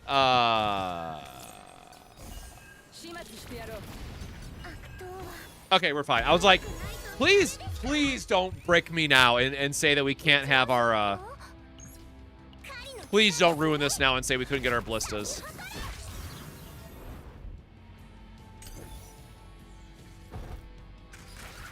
Everything's fine. Everything's great.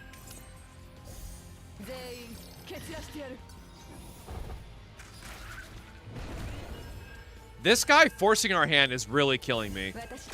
There we go. Eat triple Vulture Ejection, idiot.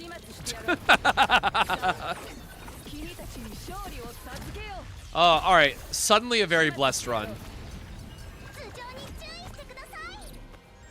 God, look at all that stack of agony and all that stuff. Are we playing Tressa or what's going on here? This is great.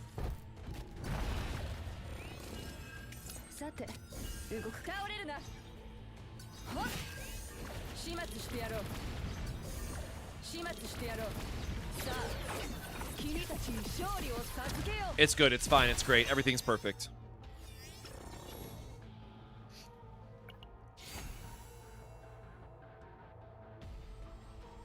Oh no. Oh no.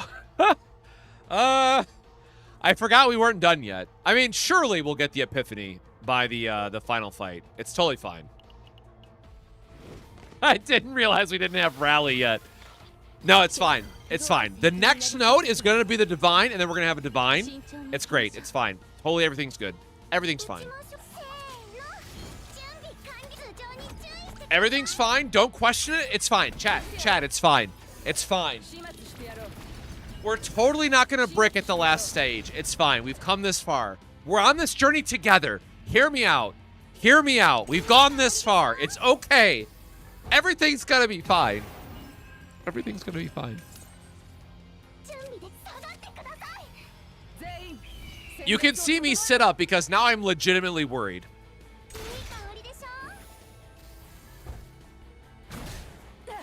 When I actually sit up, you know that's when it's getting... Okay, see, it's fine. We never didn't have it.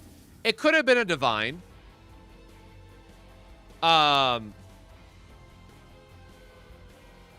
We got the right card as well. It's fine. We got the right epiphany. We chat, it's so free. This game is so easy. How could I ever complain and talk bad about Chaos Zero Nightmare, the best gacha to play in 2026? Truly, truly the greatest gacha of all time. Everything's fine. Everything's great. Yeah. 6. Yeah, by the way, 60 save data, right? No, I mean, we're going to do the double removal, which is 100. Like, the cost is going to add up once we do the rest of the removal, but still. Just get lucky and everything's okay. Okay, unless this asshole eats all of our cards, man. Come on. Let me deal some damage here, please. Oh, he was going to die to the agony there. All right, perfect. Grand, great. Everything's cool. I have 900 credits for some reason.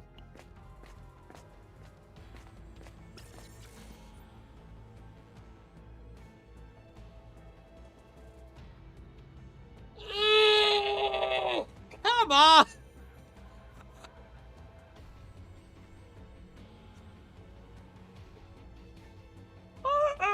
Why?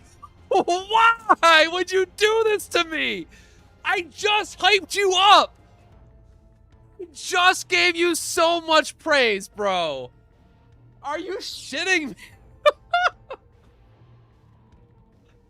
This is so unreal. I have been denied, chat, let's count it. I've been denied 3 divines now in the interior. Oh! I hate... I can't even. Alright,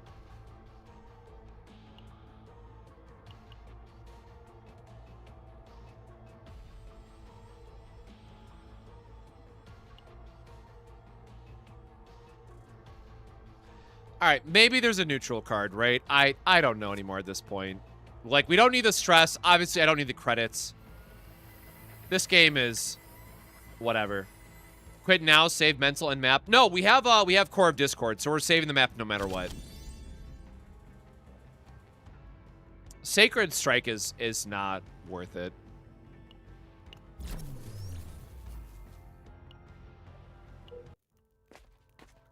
All right. Well played, game. Well played. Well played. Well played. Well played.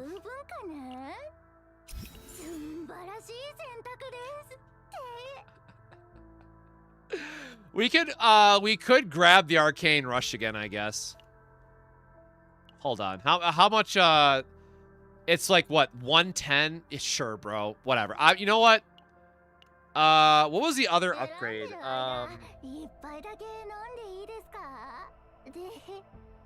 Or no, it was the gain counterattack, right? Well, no, we have enough, right? Because we're only going to get one more copy, which is hold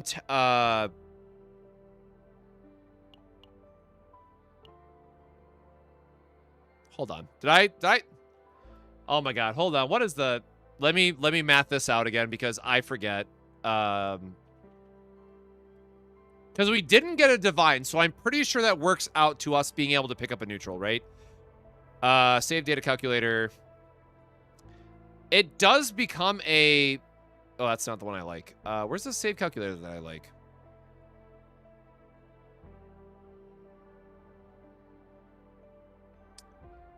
Uh, 15. So remove. Copy. Yeah, so triple removal, quad copy is only 140. Yeah, so we did figure it out last time. It's remove all basics, one copy, or one neutral plus a divine is enough, right? And that's where we're at because we did not get a divine, right? We've been screwed over. Yeah, so we have enough. So, because that'd be the third copy. Yeah. We have exactly enough to pick it up and hope for a divine again would be 160.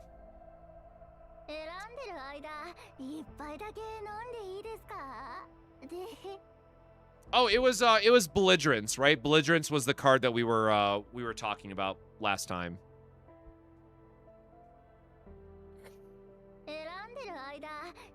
Like I want to pick up negotiation, but negotiation is a ranger card. So with triple removal is 100, copying is 40, and then a neutral plus even if it gets a divine. Wait, no, hold on. This didn't, hold on. That did not get a...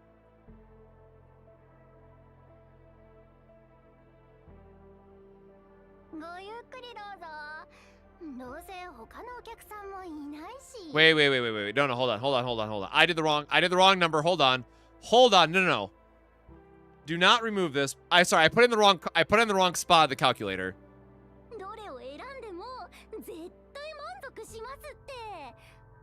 There we go. Okay.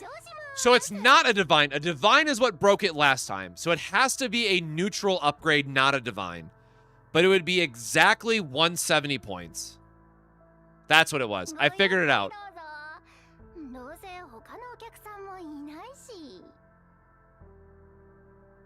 Yeah, sorry. It was a regular. How many copies of the vulnerable do we have? We only have 2, though, right? What's the copy chance?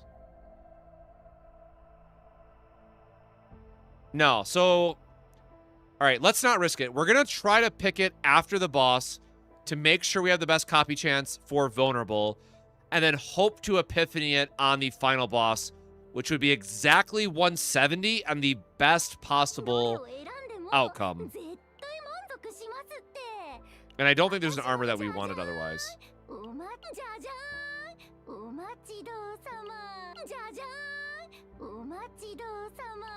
Oh, right. It was Titan combat suit. We wanted to test as like a possible one for the tower, but I don't think that's going to be worth it. That was the armor I was trying to think about earlier. Okay.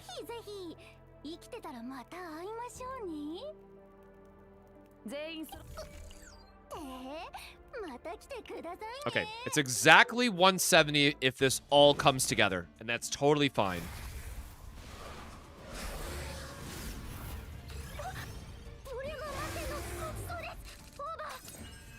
See, and y'all were calling this a 30 memory feint run, right? You gotta believe. We got there. We found the secret sauce to make it all work. I just have to have insane RNG on the inside, but we'll ignore that point for a minute.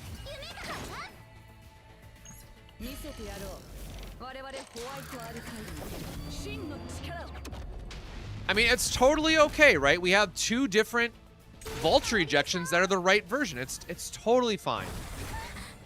It's like double the odds or so. Why is there an epiphany? What card have we not got yet?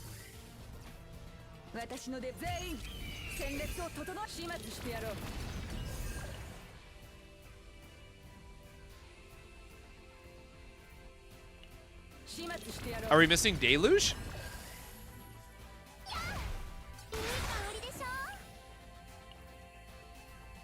No, we have Deluge. We have Whirl. Okay, so we cannot cast this Mika card. But we can cast the other one.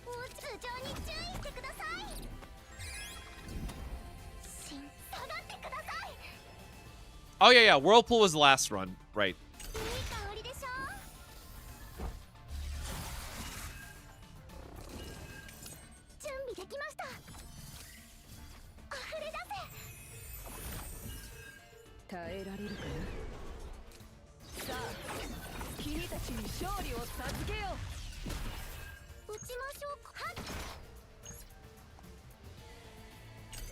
Whatever, we'll just stack our Vulture ejections for a little bit.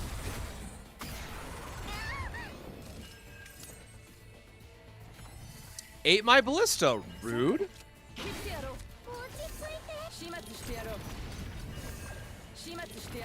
The Whirlpool curse is very real, but yeah, just hit the copy. It'll be totally fine. I'm not going to misclick like that other run. I've learned my lesson. I'm a refined individual.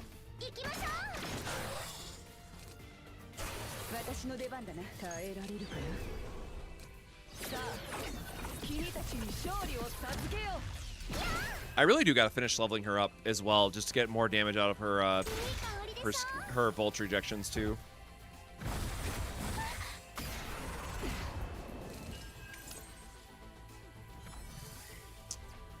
Yeah, okay.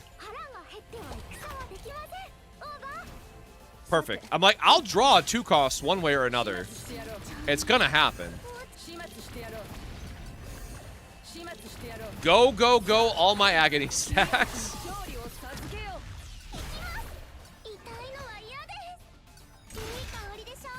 I will say it is super exciting when you get to, like, actually... Oh, God, triple... Oh, the triple Ballista didn't fire. Rude.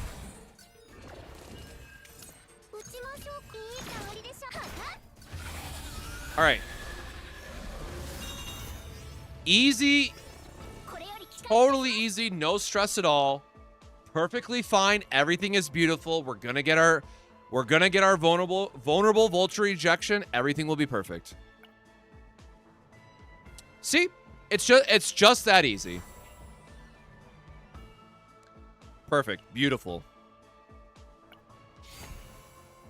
Yeah, to hell with you, Whirlpool. None of that matters. Double support pieces, sure.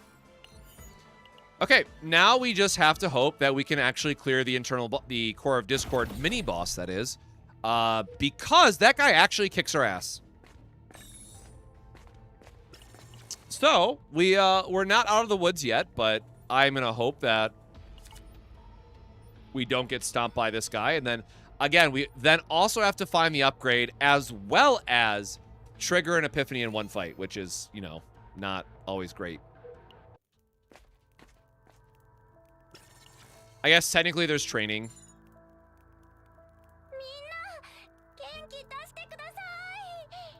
We are never the favorite.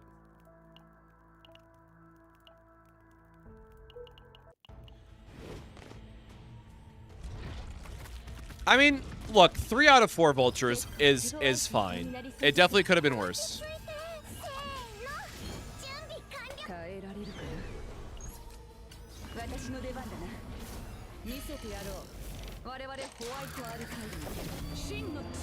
Yeah, like, training is really good if you pick the fate that buffs it up, but otherwise it feels like a waste of credits every time. Now, thanks to the vulnerable Vulture ejections compared to, like, the last runs we did, we should be able to clear this guy pretty easily. Like, Veronica is going to do a lot with her ballistas.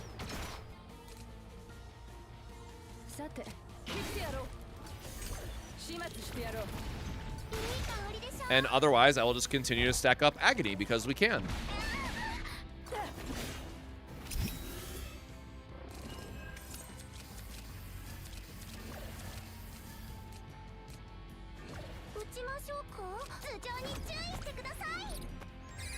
Get ourselves a max reload. Draw some cards because we can, and then... Oh.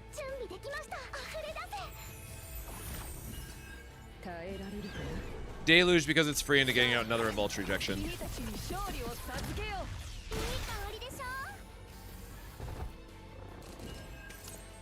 Ooh! Oh, baby! Ooh, it's a quad! These are the hands that you dream about, right? You're just like, oh, I'll just cast the one thing and be done. Or again, you could just go absolute protection here for like insane shield, but bro, 600 shield! Oh. Good God. Yeah, if this isn't good enough for Tower on full auto, I'm gonna lose my mind.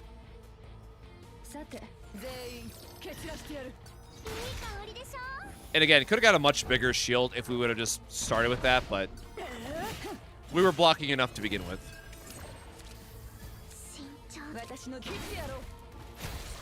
All right, cool.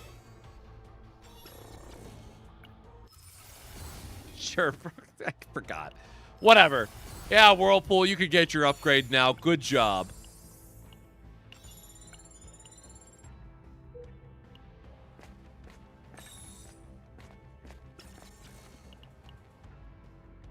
I really wish this fast forward did something. All right. Now just have to hope that we get it in the shop. We'll go into the fight just to see if it procs, and then we are good.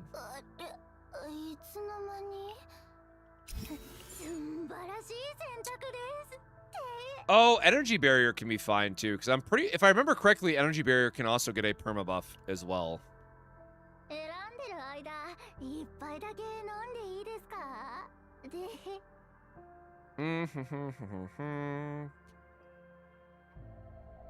Like, draw Epiphany would be good.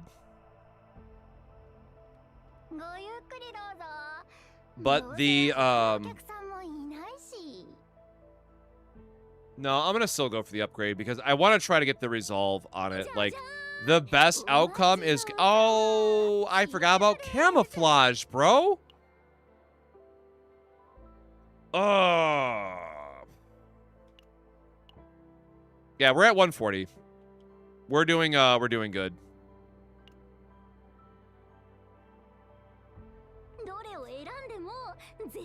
Okay, so I kind of forgot that for... Oh, God. How... Bro, how much do I want to meme? Oh. So I have a... if you pair Kalipe with Magna, right, you can actually cast this for free. And you can get a draw 3 Epiphany with Forbidden Algorithm.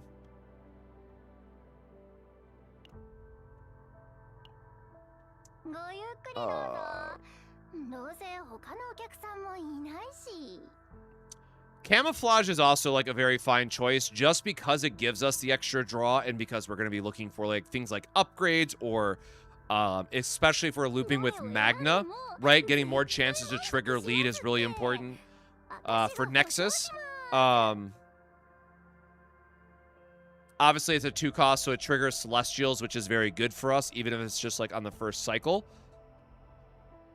And it does exhaust itself, which is important. Like, we want something that's going to remove itself from the deck. The thing is, if I take this, I won't have the room for the upgrade if we see it.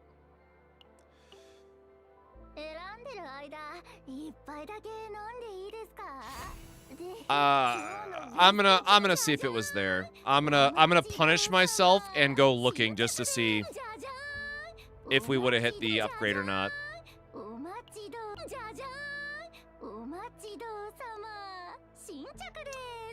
You can take, I guess, hand-to-hand for crystallization would have been probably a better choice. Because it does give us the permanent crystallization, right? So this would have been decent.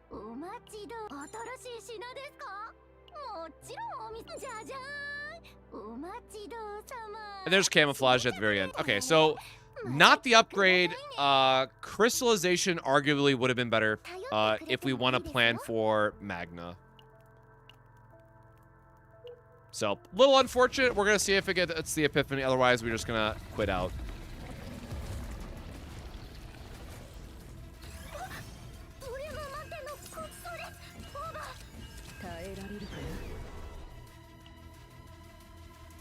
Never punished. There you go. We're going to get to see what Camouflage does.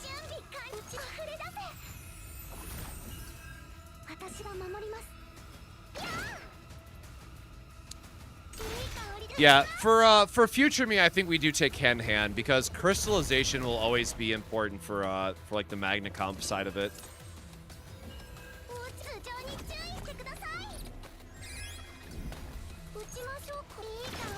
How funny is it going to be if our very last Epiphany of this run is going to be the Divine?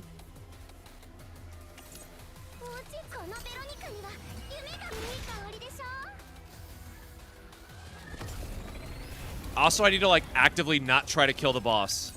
There we go. Thank God. Vulnerable, damage reduction, or fortitude. Oh, that's just a straight fortitude.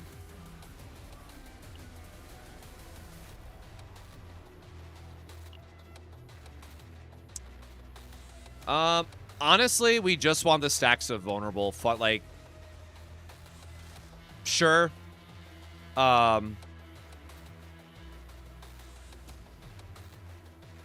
Man, the damage reduction's nice, though, for, oh, what do we actually want? Because that's a permanent debuff, right? It doesn't have until end of turn or anything.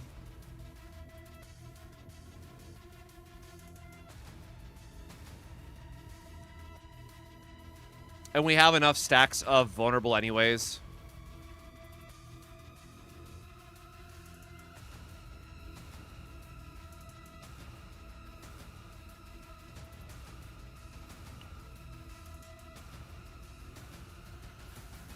Yeah, I think we just take the fortitude. Like, my gut still wants to take the vulnerable just because of, like, damage will most likely be a amplification or a important part. But if we're trying to build a defensive auto team, the extra fortitude just gives us more resilience, which is, again, there's no turn limit, right, for Tower of Screams. So having things like fortitude and stacking that up could actually be a very viable and very important strategy. So I think I am going to have to, like, the more I think about it, like, in every other situation, taking vulnerable would be the correct choice here because you're just trying to end it fast, what have you. But for the sake of Tower of Screams, I think we do have to take the fortitude.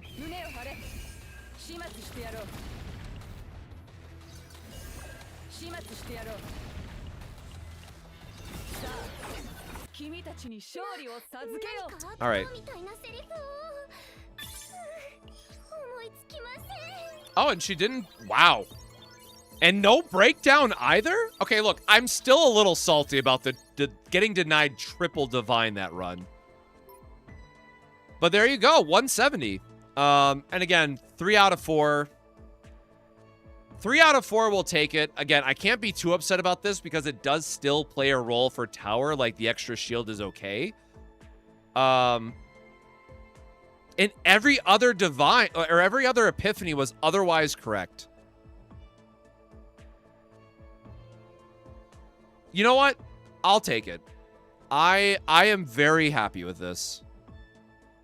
Again, I think the fact that this rolled Fortitude saved my ass at the end because I was gonna say I'm really upset that we didn't get hand-to-hand because of the crystallization, because we know that this is gonna go with Magna. But exactly 170. I mean, this is what you want to see.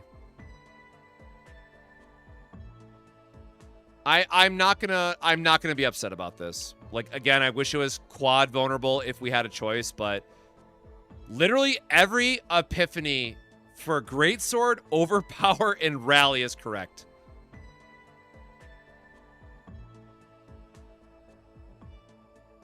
That's dope.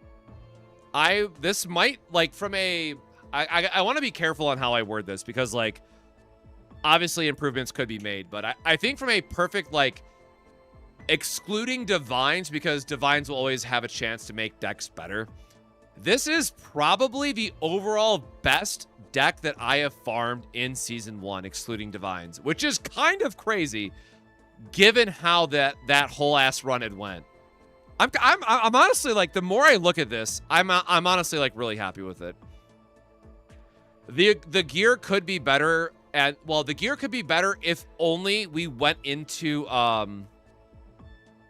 Foretold Ruin to get the Divine Trinket that gives us Retained Shield. Like, that is the only way that I would have been like, okay, the Mythic that gives us Retained Shield and this being vulnerable is the only way that this could have got better. And, like, damn, that's crazy. I am gonna take my little screenshot.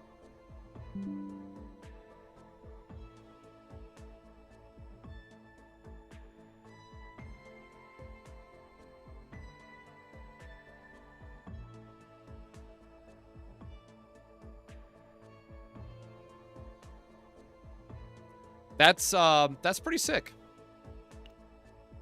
And then these two are forever in the garbage bin of the center. That is a damn good question. I was just thinking, like, I don't know who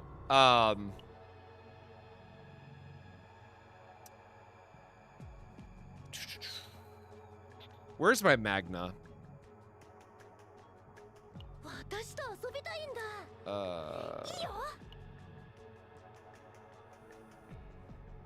Oh no, she did get her Nexus. And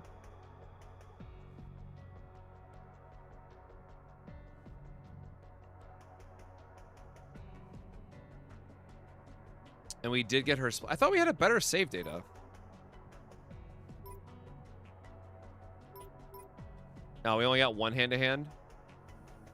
Wait, how is this 140? Oh, we got the, we got Divines on these two, right?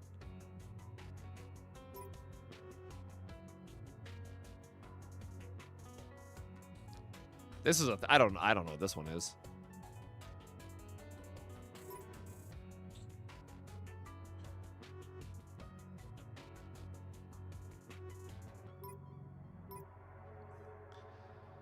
Like, again, so if we're... I guess I do have to refarm Magna, right? So, trying to think about this again. If we are trying to build a Magna that can go into Tower of Screams, right? And the whole point of it is trying to build a hyper-defensive, auto-friendly team. We do need to redo Magna, which is kind of unfortunate because this one is actually a really good save. And we also got, like, the deal extra damage, right? But what we do want to get is have the hand-to-hand combat to give us additional stacks of crystallization. So we need to farm a Magna deck that is upgrade heavy and copying a neutral card. God, that feels kind of bad. Can I show you Cassius? Brother, if I see one more Cassius before the rework, I might cry.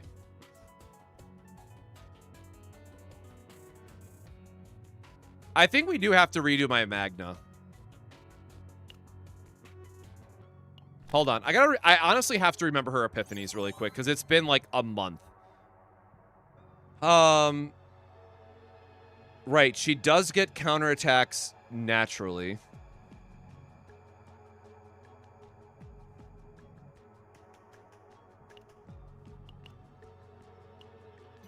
I don't think this one has anything, right? Yeah, this is like, we want to get the AoE version of it. Oh, wait, we don't have the AoE version, right? Because we did a boss Magna build, I think. Ah, we did. I remember now. Yeah. We did a single target boss Magna build, so we do need to refarm this. Because you're going to want, so same thing that Maribel has, right? That I talked about for her kit. You're going to want the same card for Maribel that is going to target multiple enemies to get a bigger shield. Let me go to Maribel really quick, right?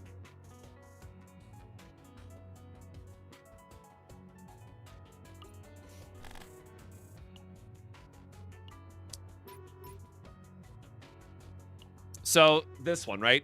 So for those that have 4-star character, only a 4-star Vanguard Maribel, the one that I would recommend farming for is this copy of MK2, because we have to just assume that they are going to be more multi-enemy focused ads. And when you get multiple stacks of MK2, you are generating just a absurd amount of shielding off these attacks. So this was like the other work in progress one that I was doing.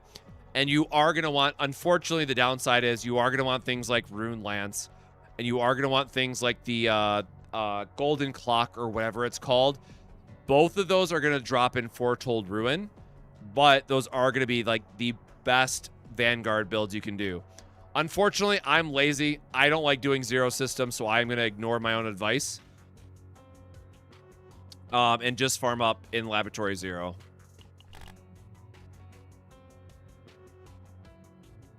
Which is more important, determine ego crystal or ailment material? That is words that I do not remember what those mean off the top of my head. Those sound like uncapped materials, if I remember correctly. I am very bad with names of stuff.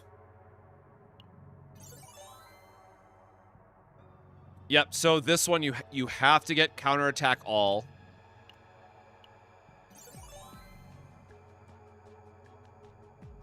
Yes, and this is how you get the infinite vulnerable stacks, right? Yeah.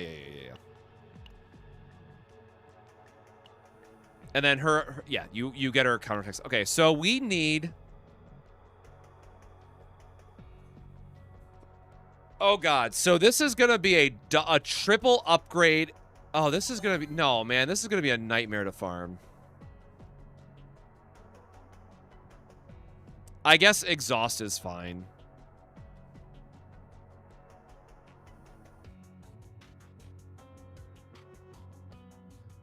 Exhaust or target all enemies for deck thinning, I think is where you want to be.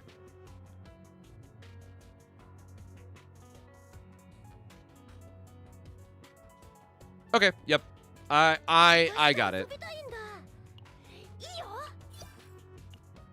I know what we need to do here.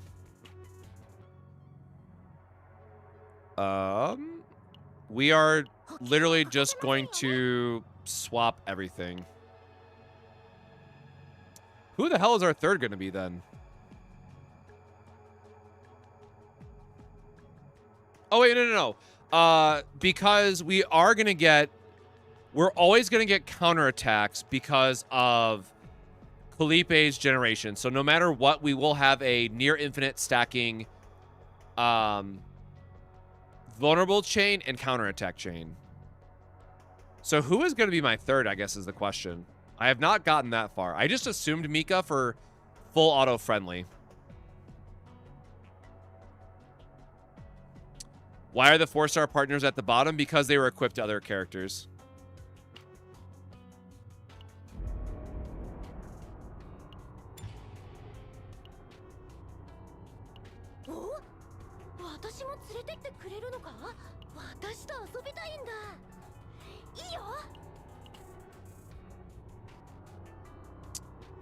All right. Oh, shoot. She has a... You know what, brother? Just give me stats. Wow, that was bad. Surely we can do better stat-wise than that.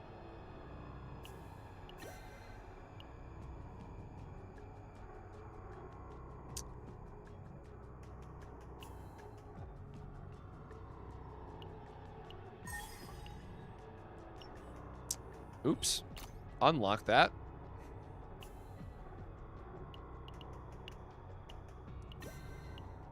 Sure, let's see if we can just get random damage and crit on her, right? Who cares?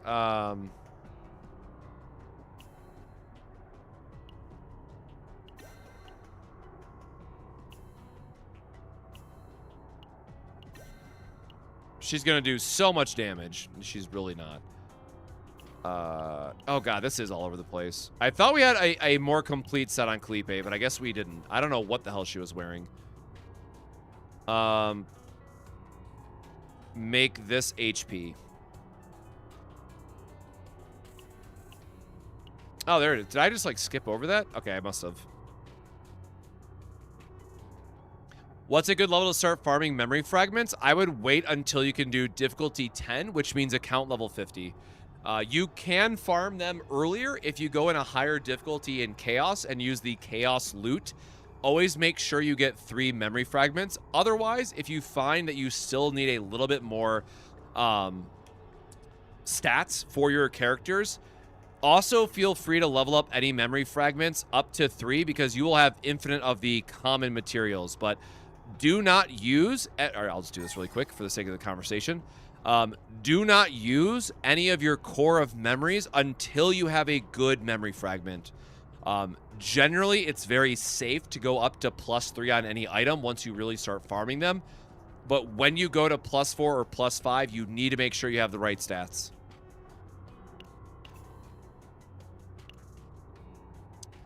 I just realized I am out of water.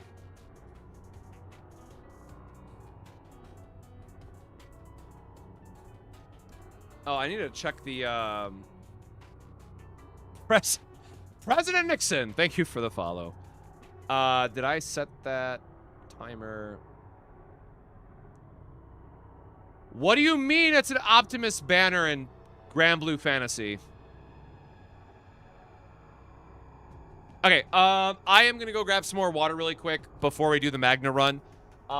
If you've been here for a while, actually, let me get the prompt really quick before I say that. If you've been here since the start of the stream, take this time, stretch your legs? I can't talk. Stretch your legs, go grab some water, please hydrate. Listen, I'm not asking, I'm telling. Take care of yourself. Grab some water, hydrate. You're important. Take care of yourself. Also, if you can, go subscribe to the YouTube channel. It does help a lot. Thank you also for the Prime sub coming in. I do appreciate that. I'm going to grab some water really quick. Then we're going to do the Magna run. We are going to try to go for a quad upgrade AoE focus Magna for Tower of Scream content because we just got a super sick Cleave. It only took us 3 days. 4 days? I did farm it a little bit offline. I don't remember how many days I did offline. It was 2 days on stream, and I think 1 day off stream. So, you know what? 3 days to get that Cleave deck. Honestly, not that bad. But we are going to do this. Let me go back. We are going to do this Magna run in just a second, but we'll be right back.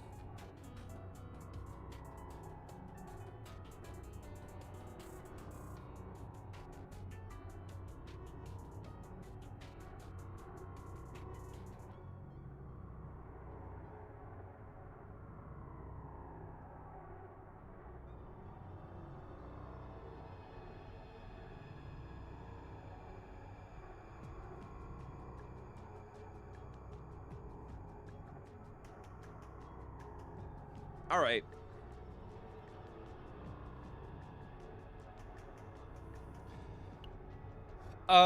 Back into it we go.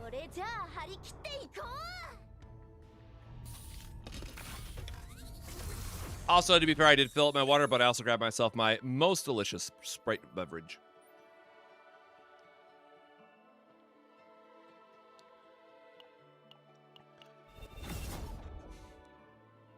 Also, I still feel like we got insanely lucky that run, but I am gonna still try to do my my double removal start now. I don't want to. Excuse me. I don't want to press my luck. God, I can't talk. Oh, sorry if I missed it. Hope you had a good night, Kuga. I am dying.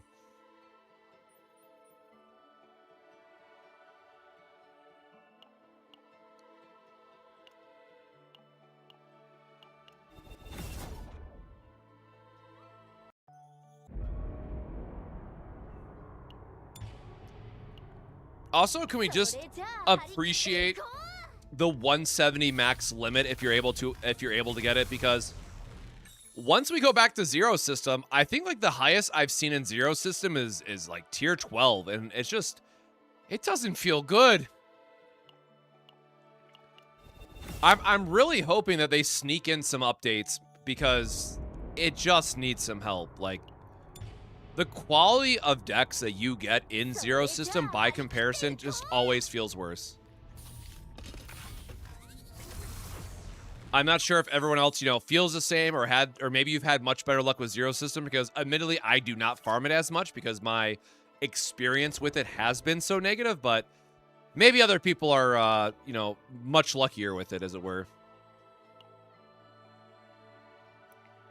Unironically, I want her damage, I think, because we're going to have the healing. We're going to remove all our basics anyways, but...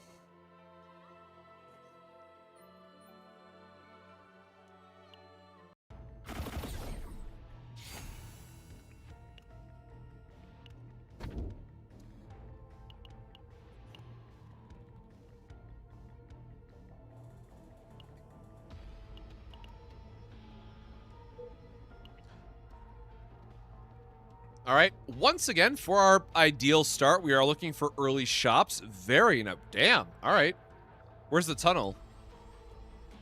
Damn. Okay, this is a really good start because there was a crossover, right? Yeah. So we can go down for the early shop. There is a crossover path right here for us, and then we can go immediately into second shop into tunnel. Like, this is exactly the start that you want to see. This is peak. I still can't believe that they're going to take this away from me.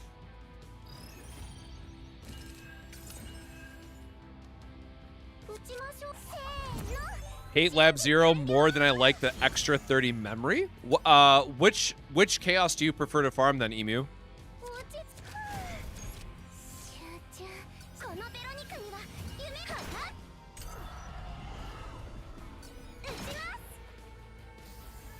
Swamp and Twins? I guess, honestly, that's just like a general question I'll ask everybody then. What has been like your go-to chaos to farm in Zero System? Like, are you targeting one just based on elements? Is there certain equipment that you found was like perform better than you thought? I should say gear in this game, but is there gear that you thought was like even better once you got a chance to test it? I have not looked at the Zero System chaoses in just honestly what feels like forever. They are both attacking.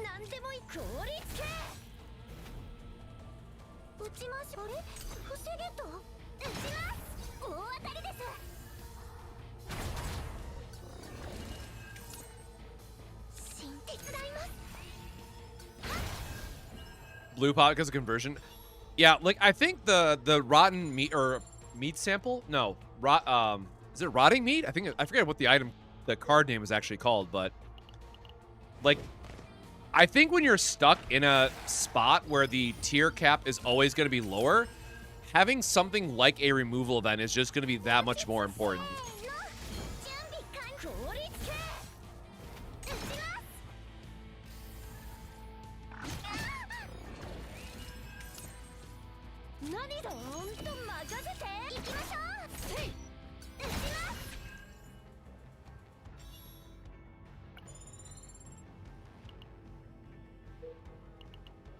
Oh, what's your go-to team then, KZ? Oh shit! All right. Well, speaking of removal events, damn.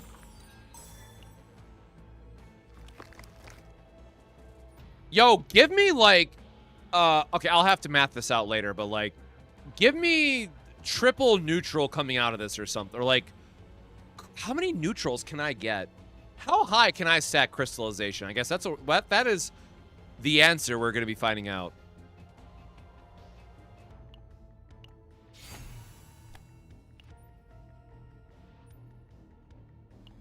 It's so funny because, like, Magna's not really a character that needs mutant sample. Like, she kind of falls in the same category as anybody who has or is able to keep the neutrals in their deck. You're like, oh, that's cool, but I guess, like, here's my 100-point save because that's all she needs. All right, on principle, we're probably going to finish this run unless we, like, horribly brick one of the upgrade epiphanies. Just because we got mutant sample, and I want to try to build more neutrals into the deck.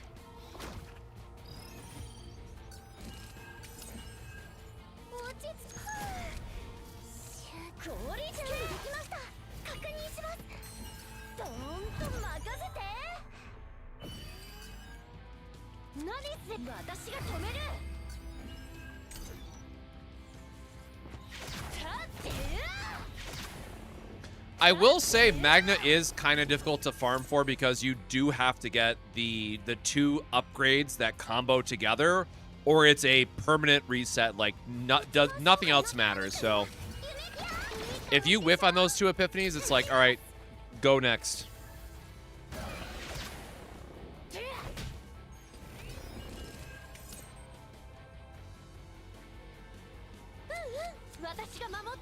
Sure. Good time to heal up a little bit, just to top off. Yeah, just give me the heal, or the draw one, I guess, while we can.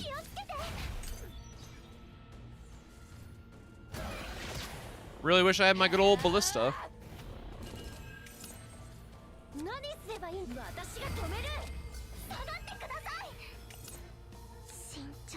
I say it's only for one turn, but it does give us the wave, so sure.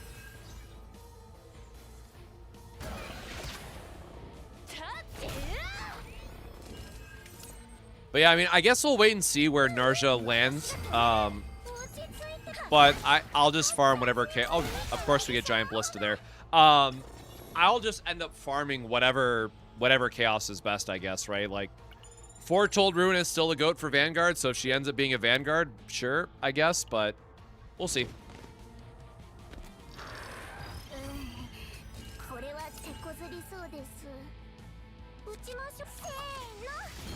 Come on, generate an extra Ballista. No, never lucky.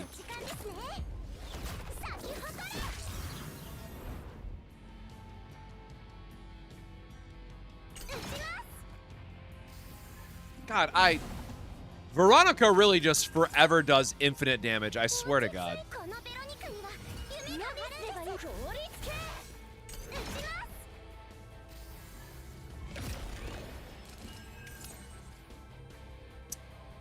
And then you get hands like this against the guy that says don't use skill cards.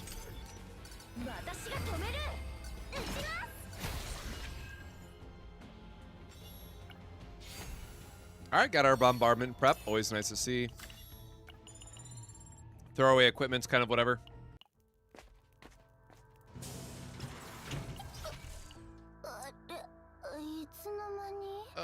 Time to remove some non-copy targets.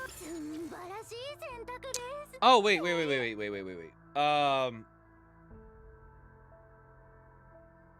So if the neutral is going to be our copy target, we do actually have to get the copy target early. Hold on, let me...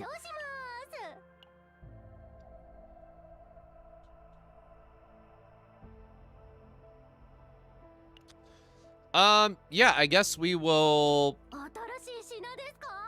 I guess we're just gonna have to try to luck into it.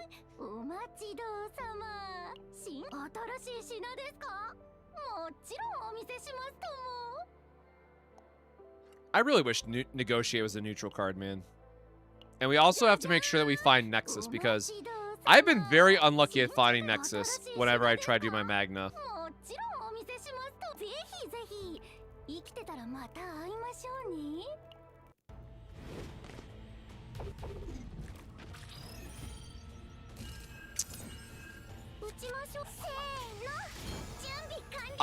I'm quickly starting to realize how much needs to come together for this Magna run, and I'm not sure if it's reasonable or not.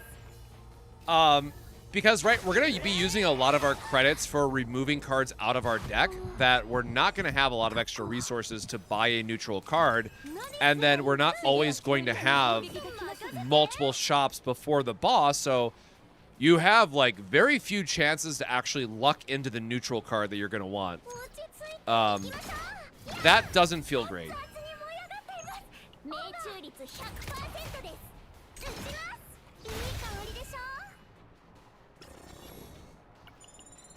Veronica's S6 has got to be the worst in the game. Do you mean the sixth copy or seventh copy? I guess technically. I do not know what hers is off the top of my head. Right, we gotta go up for the tunnel.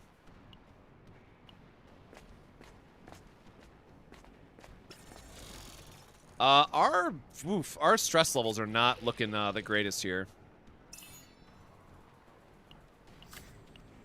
Sure, take the item just to remove it out of the pool.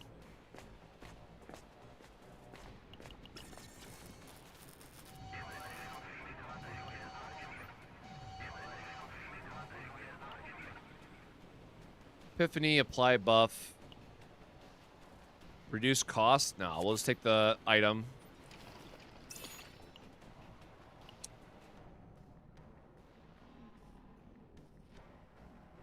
Yes, because her attack... What item did I have on her?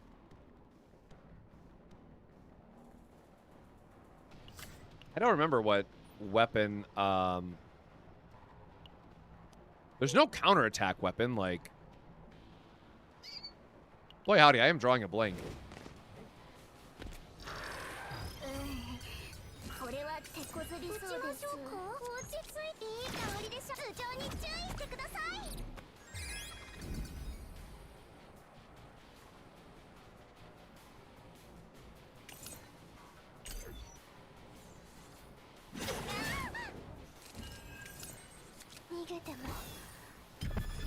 All right, well, clearly luck is on our side tonight.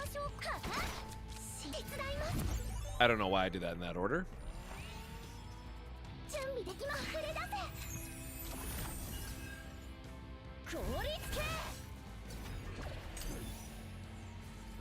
Hey, I mean, we got our agony stack after all. That's nice. 112 shield, 116.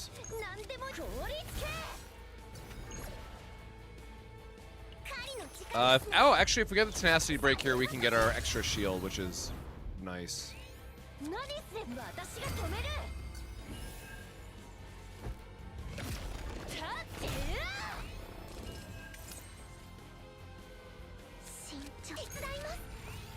Heal up a little bit. Oh, double rapid fire is kind of nice.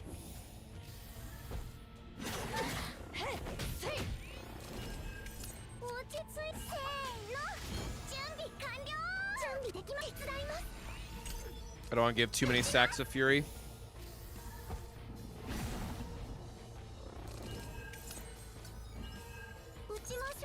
And rapid fire should give us the last little bit of damage into the ballista. Thank you.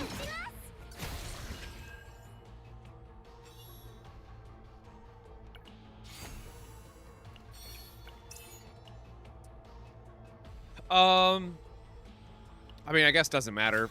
I'm gonna give her the chance just to see if we get the copy stuff early.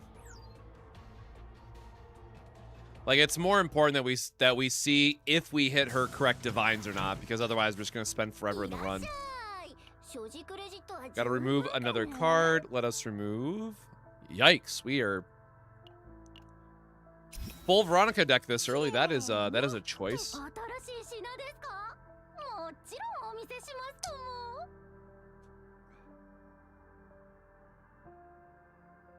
Oh, you know what? We could go, Oh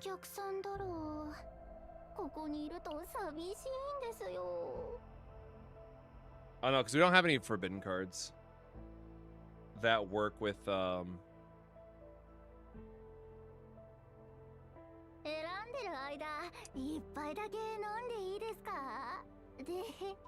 I guess if we go into the tunnel and if we find the forbidden that's like the one cost that draws, right?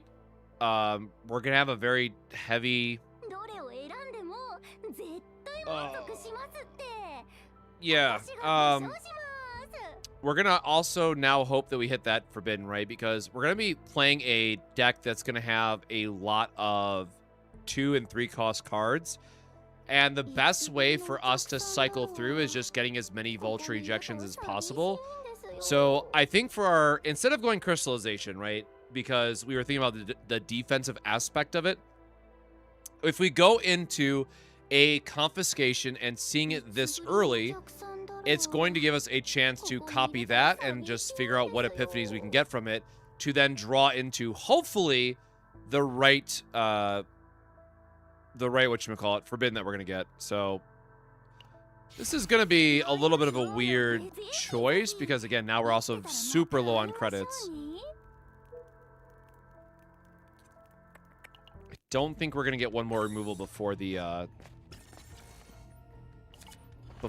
here, right? Because it's like two, it'll only be one battle then before. Yeah, so we're giving up a removal for, damn.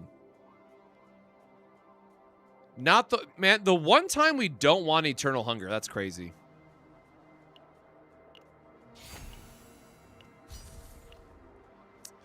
I mean, free draw is free draw, right? That's maybe how we should be looking at this. All right, we get our Core of Discord here, which is hopefully a positive sign that we're going to get Divine in the next one.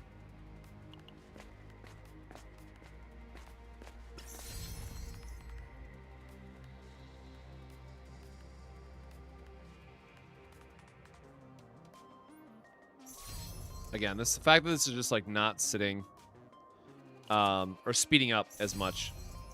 All right. Random Divine, one-time dealer.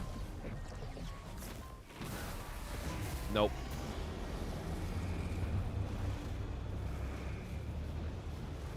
Oh, sick. We're gonna delete it at some point anyways, but sure. It gives us shield.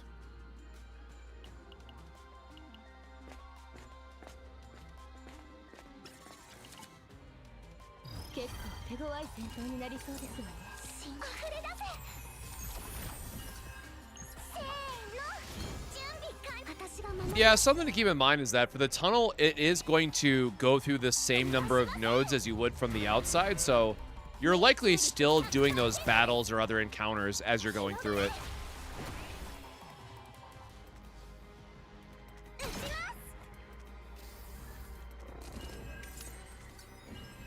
Also, this is going to be super random, but if anybody is lurking and if you are watching the vertical orientation, definitely let me know because I'm curious if it's showing the proper vertical overlay that it has, or if it's showing the super scuffed, you don't get to see anything view that that YouTube looks like it's giving on my end.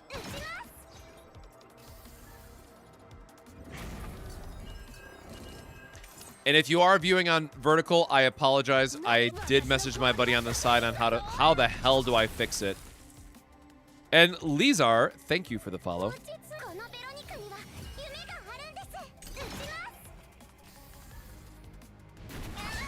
I promise when y'all see this vertical overlay that I've been hyping up for a while. Oh shit, I actually got an epiphany. Well, Fortitude 1 is unfortunate, but again, so really cool. We do actually get a counterattack for Magna, which is what she wants anyways, right? So this is perfectly fine. Unfortunately, getting that Eternal Hunger back is not doing us any favors.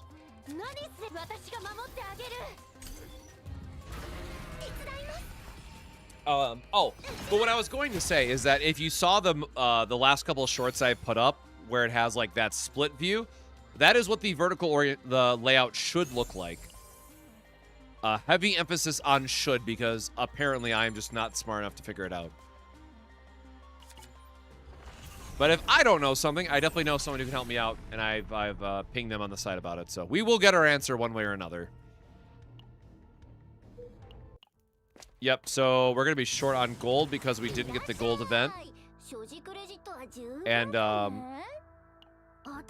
it is what it is. Man, this is going to be... I'm going to have to like really think about the pathing because, right, we have to remove cards in exterior. We have to find the Nexus item because it's the single most important thing for Magna. And then we're also trying to add neutrals on top of this, which are going to be expensive. There is a lot that needs to happen to make this work. I think this is a I'm going to have to settle type of build and not a I'm going to get the things that I want style of build.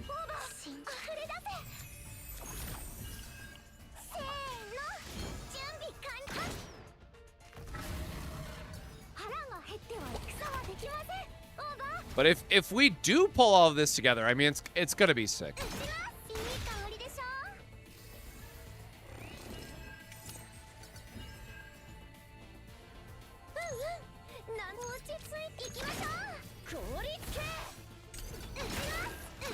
Watching the stream just made me realize how much more enjoyable the game is with voices turned off.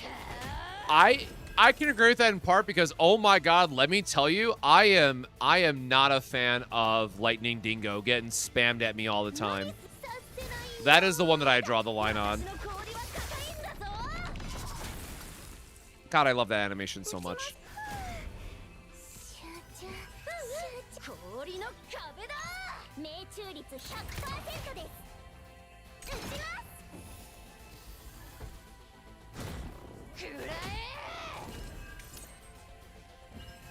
Serennial is insane. I will agree for that one. I have not used my Serennial in a hot minute, but that pain is very real.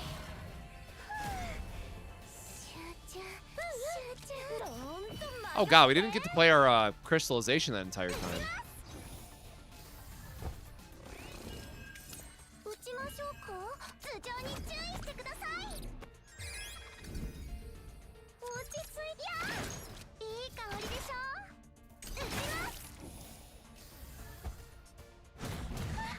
Yeah, this might just be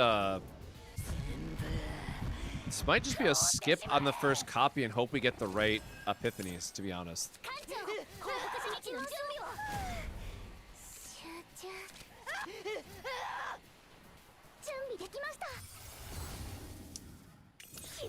Sure, get our heal, I guess. That's fine.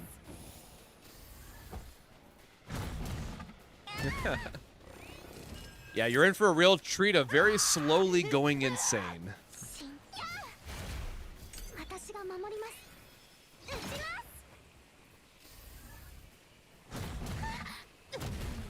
Do you just listen to background music or something then, Beats, when you're playing?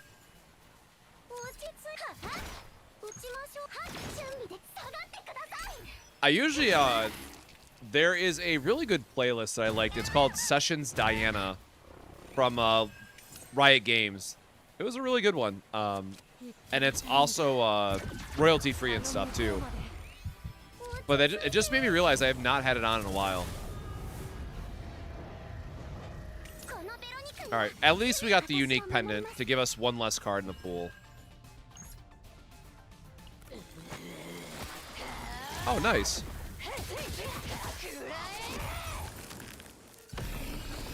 I guess the name then does make sense.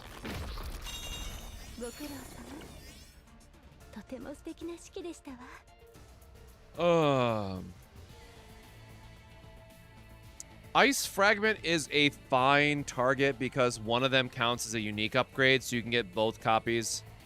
Sure. That definitely could have been worse.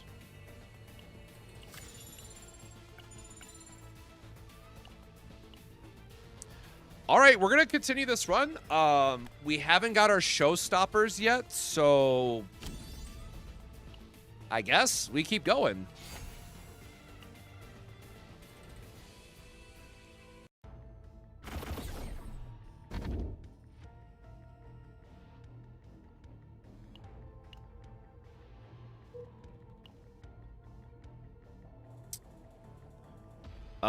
The shop is nice. We have a tunnel into... Okay, well, there's a lot of... This is fine. This is... Ooh. I think we can give up one of the events here. Oh yeah, games that always put like the 900% audio blast right when you start up. That is always rough.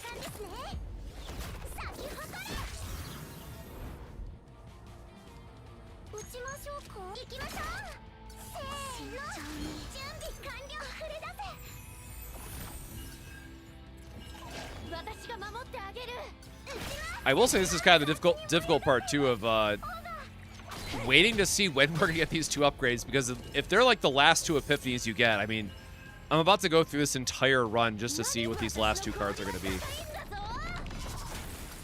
And we also still have to get the Nexus, right? Like, priority list here is that, yes, I would like to get more neutral cards from a point value perspective, but we have to get her Nexus trinket, or the whole thing's just kind of scuffed. Like, you just will not get enough out of her kit if you do not have the play lead cards for free.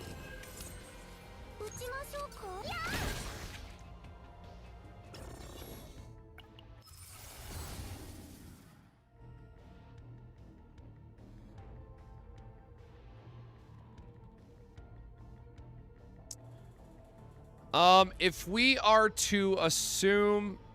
No, I guess I...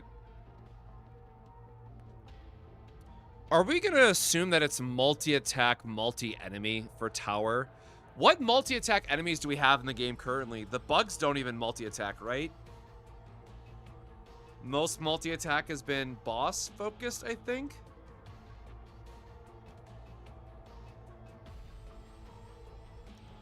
I don't honestly remember. I think we're going to have enough ways to stack the other counterattacks, so I think we just take the 4.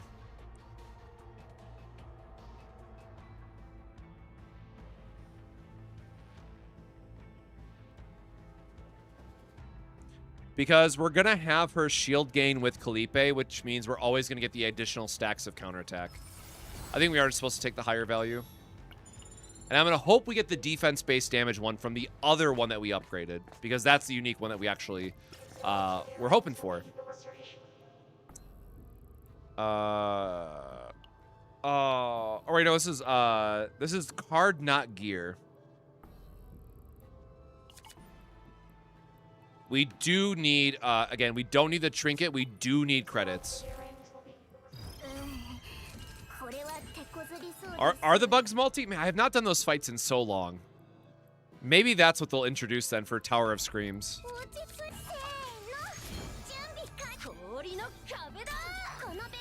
Like, my biggest thing is I'm just trying to figure out how the devs are going to make it to where they want to be more survivability focused. And having multiple enemies is always going to be, like, the go-to. But I'm just trying to think of, like, what are enemy types that we've had that are really problematic that we've had.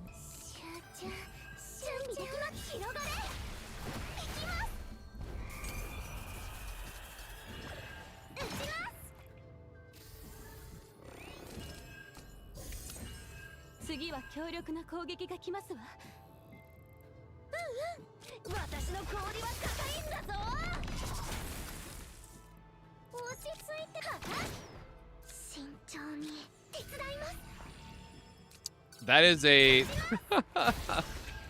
As a crazy thing to say, Monkey, but welcome to the stream.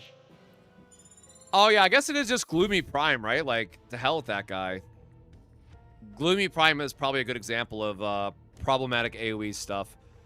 God, hold on. Did I say we were going to the shop? Yes, we just got a bunch of money. We have to go to the shop. We are going to the shop. Let's not mess this up. I need to find Nexus, and I need to find more neutral cards. Oh god, we didn't even have Frost Charge yet, man. That was a lot of cards that I just spammed.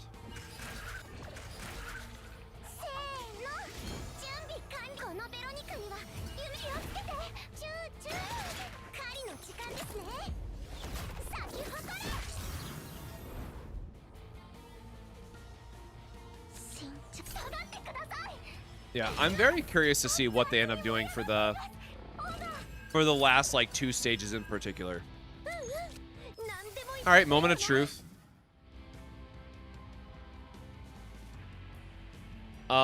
It does give us the exhaust variant.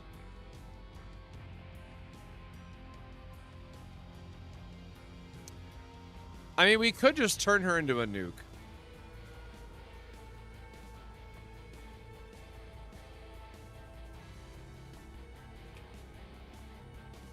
No, we want the exhaust. We want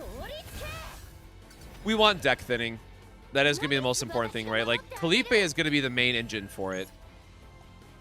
And that's just what we need to focus on.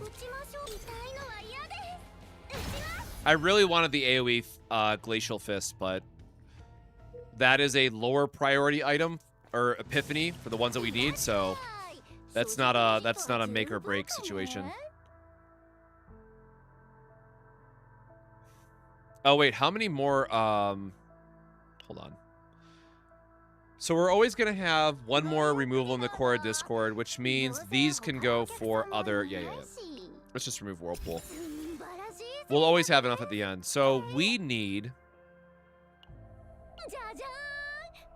We just need to find Nexus. I guess that's... I keep saying it, but like that is the most important thing at this point.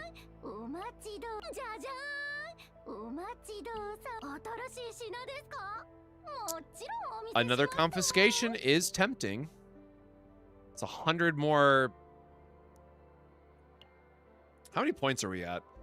So it'd be 100. It would be, wow, we do not have a lot of stuff going on. So you know what? Sure.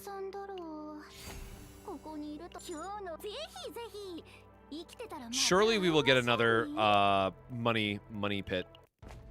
Do I play Chizuru? I did play her for her patch, but I have not had a chance to use her since like Serennial's Banner and stuff. And now I'm just trying to gear up a bunch of Vanguards for the next event. Personally, I enjoy Chizuru's basic attack spam the best. I know a lot of people just like the big haha damage number version instead. That's like all-in combo, but her basic attacks with Rei is my favorite to play personally. Sure, pop off. Piercing versus... Wow, all of those are ass, bro. I'll take my morale buff then, whatever.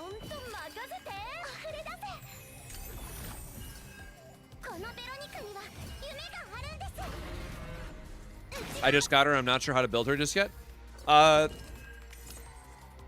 Short explanation is that she has two very different key builds. One is going to be an all-in combo focus with the Tsukiyomi skill to just stack up hits onto her Shadow of the Moonblade attack and do like crazy number damages that way. The other one is going to be all around her basic attack or just dealing damage with basic attacks where you want to partner her with Rei because Rei is the best damage booster for that application. And the secret third way, technically, is by just turning her into a full support, which is kind of fun, but not as good. And the longer answer I'll say is that I have a bunch of videos on Chizuru up on the channel. If you just scroll back a bit, you can go through all of my old builds with her.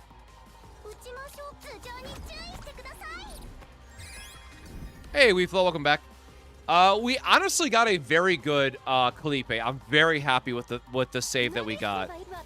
And now we're gonna go back for Magna, which again I'm quickly realizing I might regret.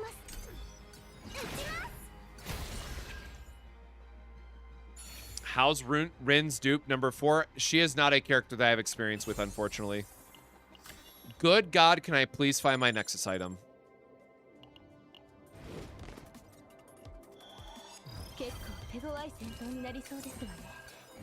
Not a problem. And if you have more questions about Chizuru that comes up, please feel free to ask. I'm more than happy to talk about that character.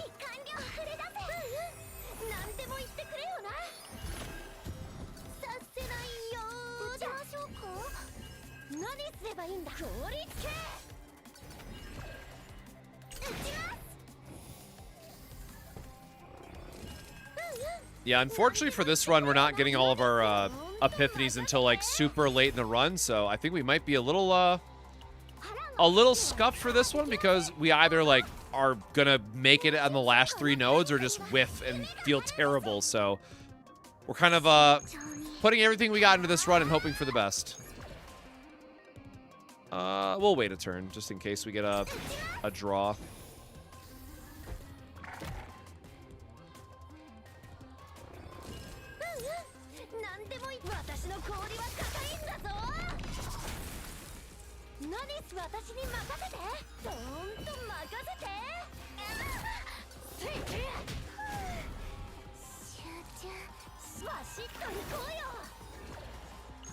Alright, there we go.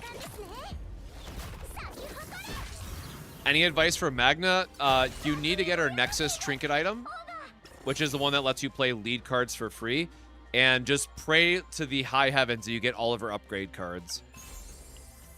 Magna is really great because she just turns into this like infinite vulnerable stacking machine while doing decent damage, but you do need to find the right, upgrades to make it all come together. Shout out to I'm Sue, great dude.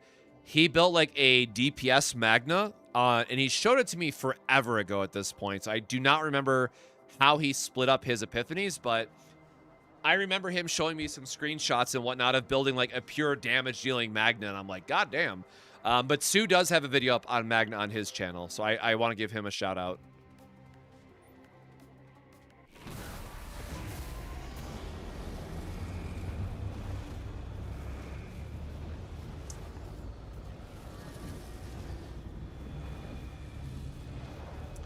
I mean, do we have enough? Oh yeah, we have enough points. What am I talking about? We have enough points because we got mutant sample. Counterattack is cool, but obviously we want a free draw plus an AP, right? Like, I will not complain about that.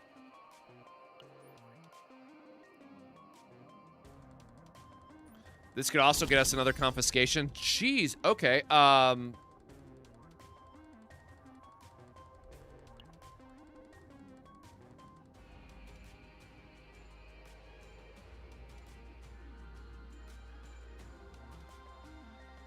We're at, oh wait, no, because the divine is, oh my god, how much, both of them have their epiphanies already. 50 to remove this, and then just hope we don't get another divine. Whatever, I'm a gambling man. Get our credits. Thank you very much.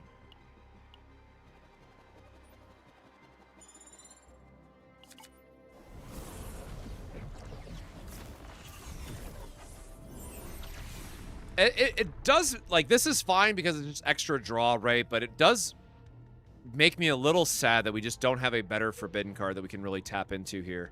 Another shop, so we just have to go down. Oh, sick. Okay. Three chances here. We have to believe. We simply have to believe here. Oh, cool. It's Mr. Money's again, too. Okay, well, we're gonna have enough credits now. Okay, so this is coming together quite nice. All right. Again, I say all of this, but we still do not have her epiphanies. So we're doing all of this without having her right epiphanies or her right gear item yet. Like, that's kind of scary. And I'm just taking as many items as I can now to remove items from the pool that'll appear in the shop. We don't even need it. Hold on. We don't even need a copy, right? Because we're like over on points at this point. Yeah, we don't even need a copy then. We're literally just going to remove the last card. It's fine. So we need Nexus. And what else? I mean, oh, I guess we still need, oh God. We still need Lash or Seaweed Armor, and we need, the Nexus Trinket.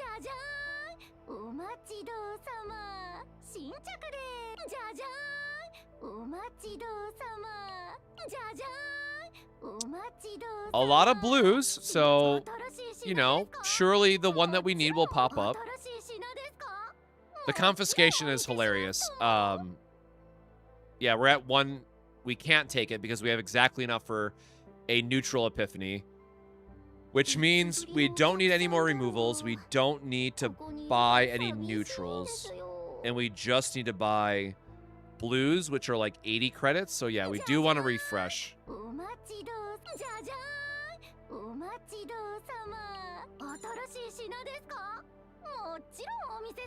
Oh, I've been looking for this card for a while because I've been wanting to test this.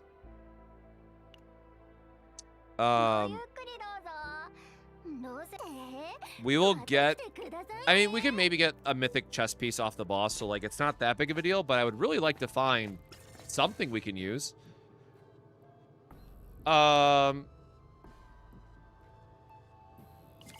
we're just gonna take the item to remove it from the pool.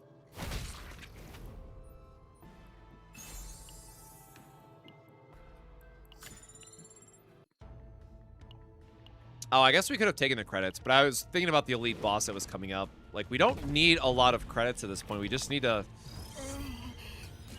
We just need to get lucky, I guess. Like, it's... so, starting to sweat a little bit.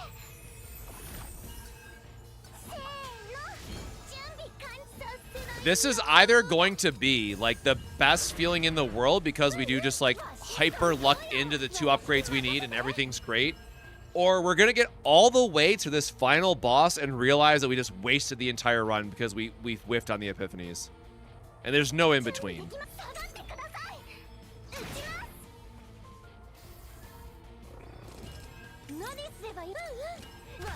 We're also just not getting our, just not getting epiphanies, period.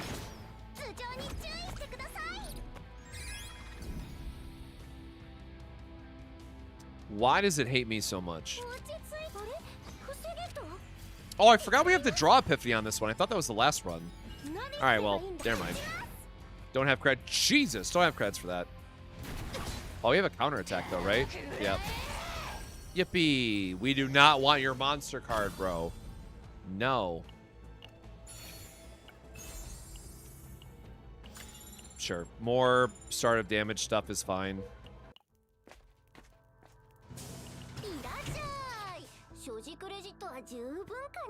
Okay, we found the Nexus. Okay, this is... We are slowly coming together on everything.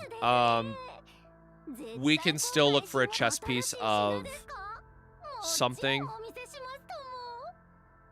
I said we're capped on points, right? Yeah, we're capped on points.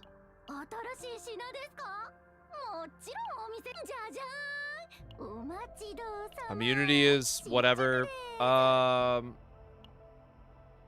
Sure? I mean, it's something, right? Like, I'm not gonna... I'd rather make sure we have a chess piece before we, like, get too far.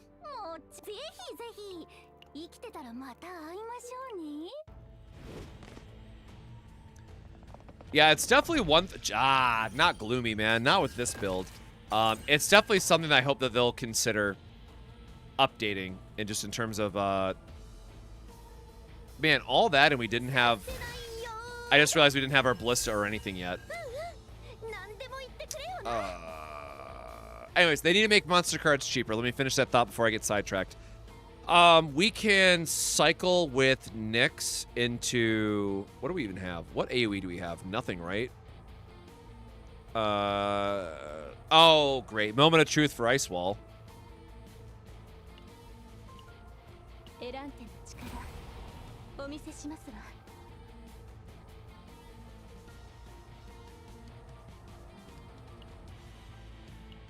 No, I don't think Water Arrow is gonna do enough damage-wise.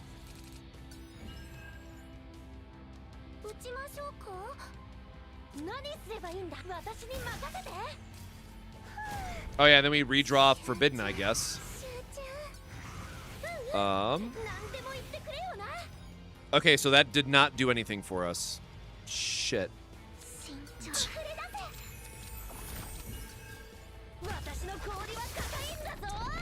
Oh man, alright, well.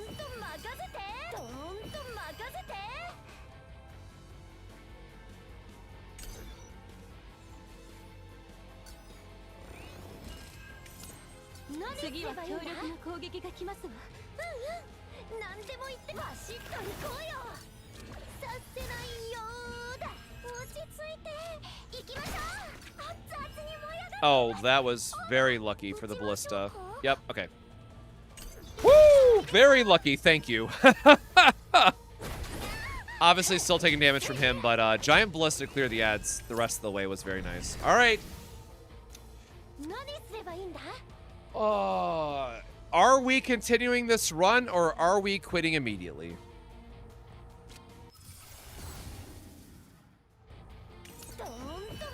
We're still alive. Okay, one of two. One of two. We still have to get one more. We still have to get one more right upgrade.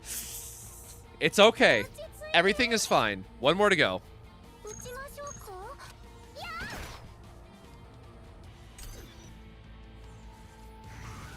Damn, wait, is that all the crystallization? 210?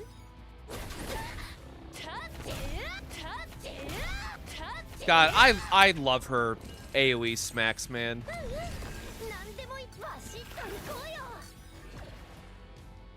Do not love all that shit, though. Oh, we still do not have her... Dang, we still don't have the ballistas. Who's attack? Okay, we do have someone that's attacking us, so we do want to gain additional counterattacks. Damn it.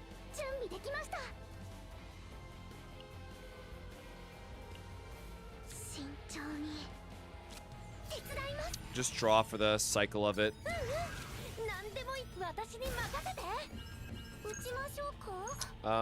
And that one is a... We actually do want him to hit us because we're going to counterattack wide and we want to deal damage into Gloomy Prime.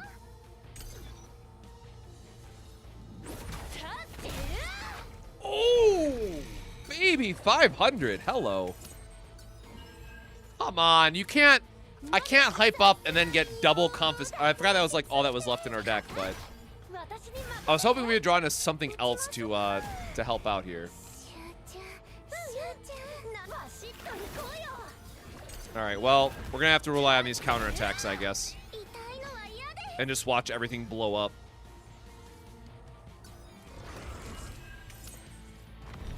Oh, look what finally decided to join us in our hand.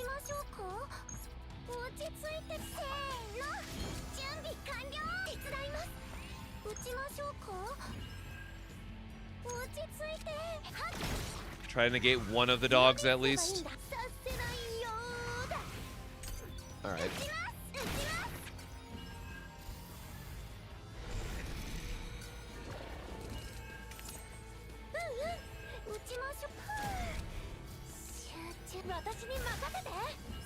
I'm loving all the draw from these confiscations at least, but I still need to find a little bit more damage. There we go. Alright. Jesus. Oh, brother. What do you mean? What do you mean, Mr. Tentacles? Okay, thank God it gave us our ballista at least. I'm like, what do you mean, Mr. Tentacles, after all that shit? Jesus. Bro, our stress level is so high across the team right now. Like, this is actually very dangerous.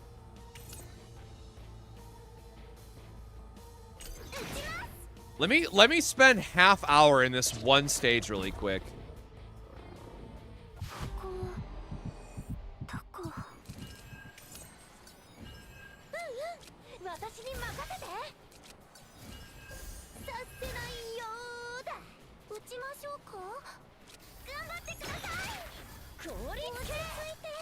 Okay.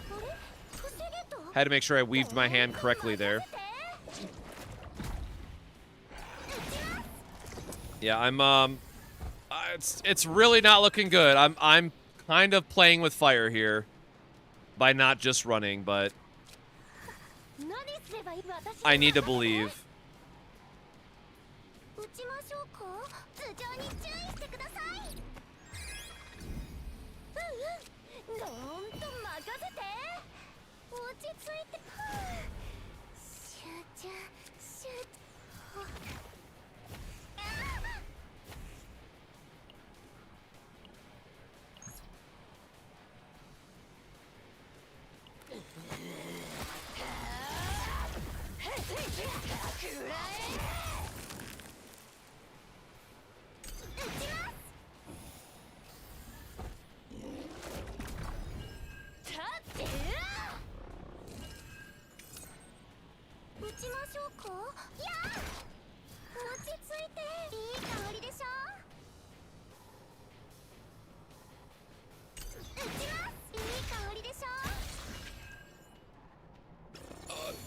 We're still not in a good spot.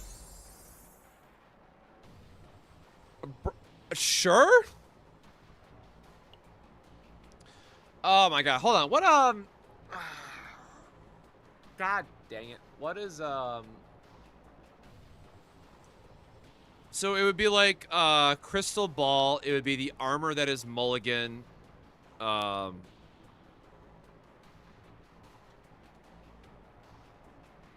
I think we take this just to save ourselves from breaking down, right? Like, I think I am honestly just taking this for the sake of the recovery.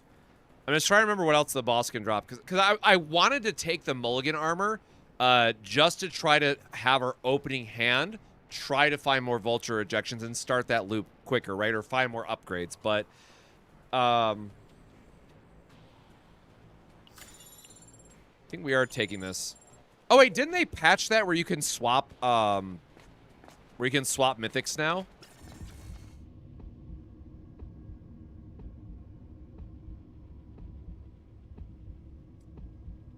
Jesus, brother, I can't trigger an epiphany here. Are you shitting me? The one time where I want the oh my god.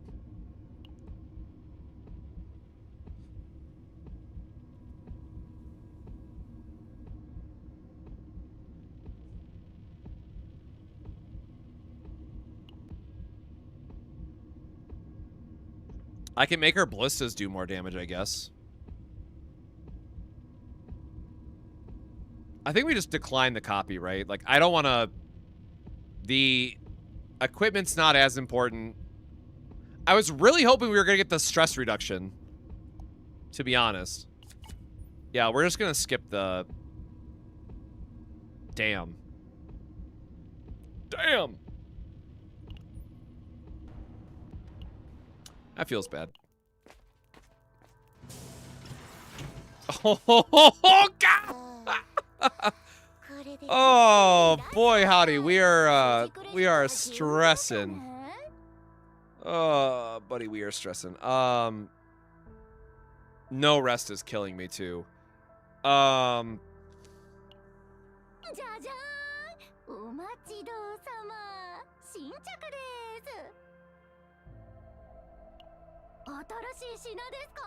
Bro, where's the fruit when you need it, right? Can we get the fruit card, please?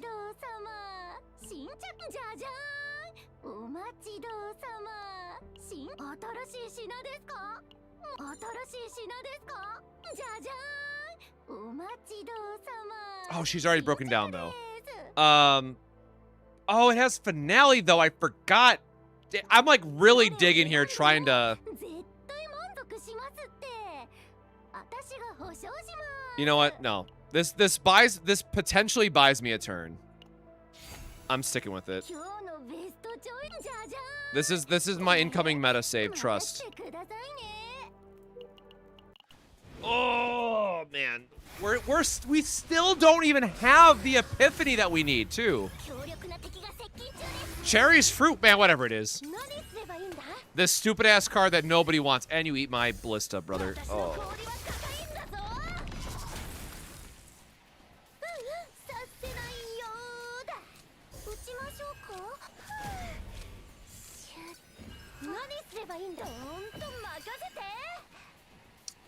I mean, we gotta try to draw the extra card.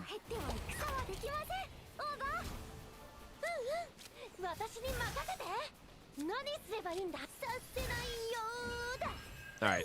Did not draw what we needed.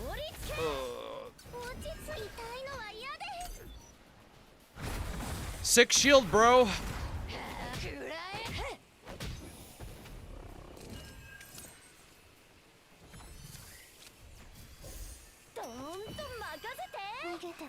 Oh, thank goodness. Oh, thank God. So we do not want to use Magna's upgrade here, though, because we needed her to keep cards in deck. And I kind of forgot how many we've already used, if I'm being honest. Because she's absolutely going to break down this following turn. Or maybe not, because of the recovery from Mika.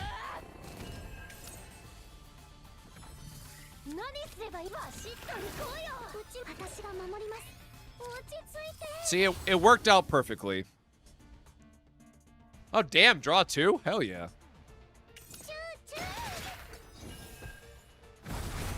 All right. We have successfully bought ourselves some time.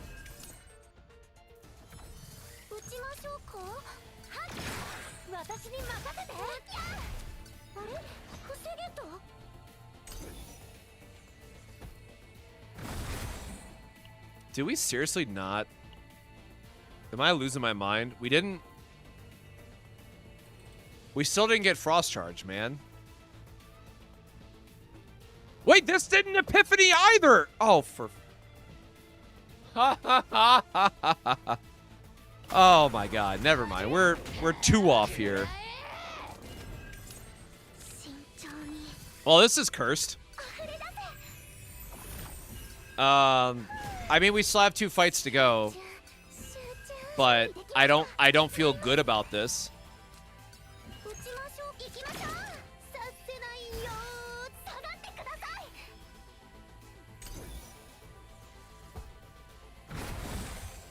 Yeah, that's why I said we got 2 more fights to go.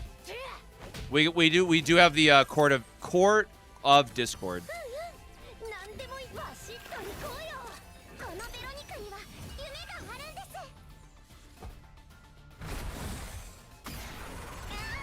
Do you get your counterattack? Okay, I was just gonna ask the question, like, do you get your counterattacks or does it immediately go into break? And the answer was immediately goes into break. Okay, woof on this turn. Hello? Hey, Taku. Yep, this is gonna be the last run, unfortunately. I gotta, oh shit, it's already midnight. I do have an early work meeting, so I gotta skip out of here after this. Oh, nice. Early retrieve.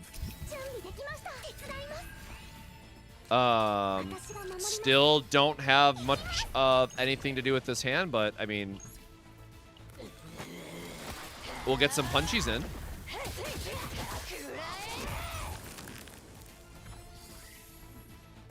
Oh, sick.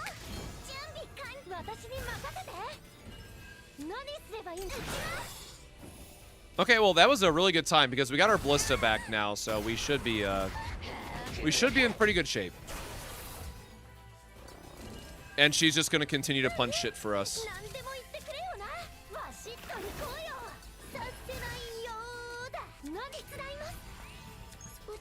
Oh, wait, no, we have one more. Okay, yeah. There we go. Perfect. All right, well, again, we're capped on points, but we still need to get the rest of. I need my epiphanies, man. Damn.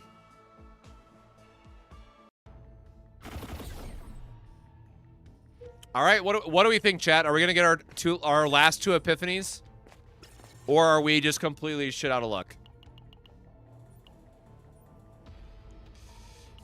I actually don't know how epiphanies work in the core of Discord because I haven't been in this situation where I had 2 left. It's always been 1, and it's just like I've always been able to trigger at least 1 in core of Discord, but I don't feel good about needing 2 here. As long as we get Frost Charge, we're good. Or Frost Shield, whatever her ultimate's called again.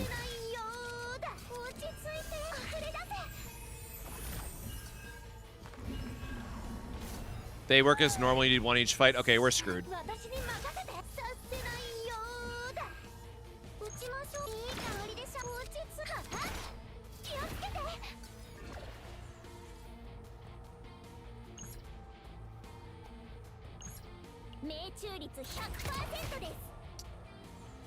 I'm assuming that we're going to get a Divine on our neutral. So, I mean, you know what? To that point, maybe the safe bet, or maybe the better bet was that we just bet against getting Epiphanies on everything so that we go up a neutral.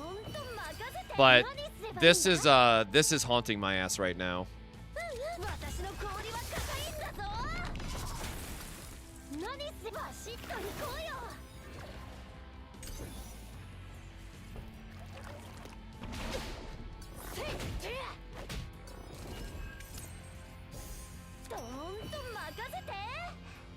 The counterattack to all enemies is just a waste of points here, unfortunately. Oh, I should have done the draw first.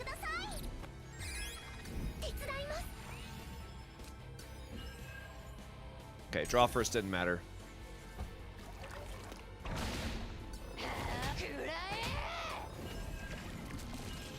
I was saying we need a cycle before he bricks our hand, but... Oh, gosh darn it.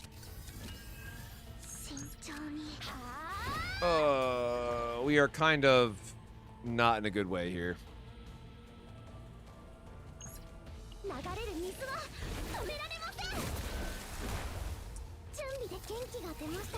Say, turns out it might not matter if we're gonna get destroyed without having a bunch of counterattacks built up.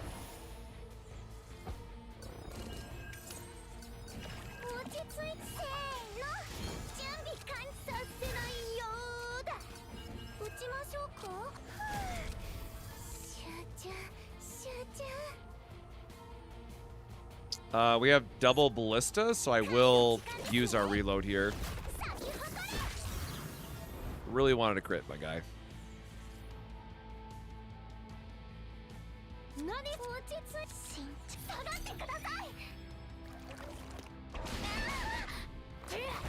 That is so much damage. Alright, I mean, that was a pretty good reload hit. None of that critting is, again, kind of criminal, but...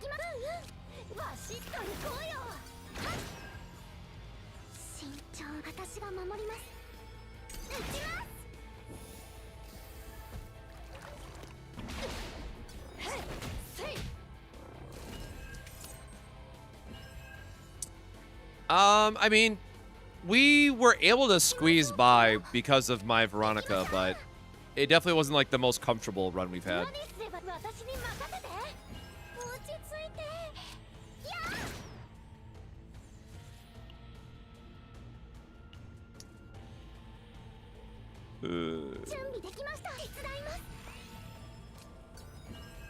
Oh wait, we have our reload active. Hold on. I guess we want to do this for the ballista to go up to reload 4. Yeah, okay, there we go. Oh.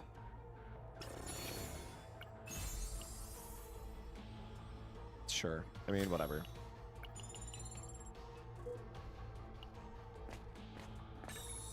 This feels so like we have to get the epiphany or this entire run is shot. I mean, well, I mean, God, can we? Because you still get the vulnerable no matter what. It's just it'd be the change for the.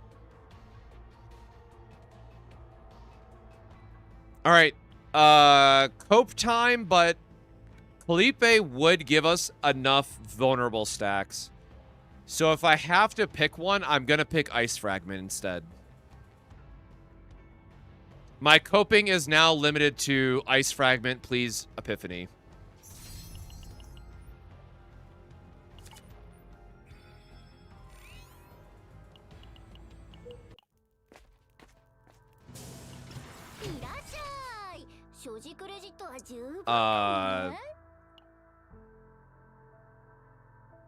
I guess there's nothing else, right?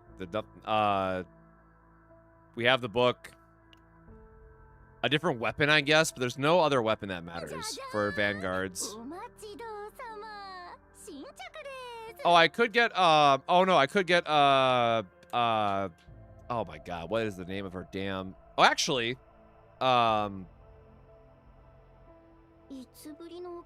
do counterattacks get boosted by, what do counterattacks get boosted by? I've never had to actually care.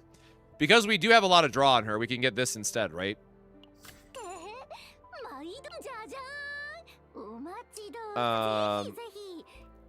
I'm gonna assume that that damage can be boosted. Absolute cope, this is gonna be stressful. Well, here we go. What do we end the run on? Show me potato salad.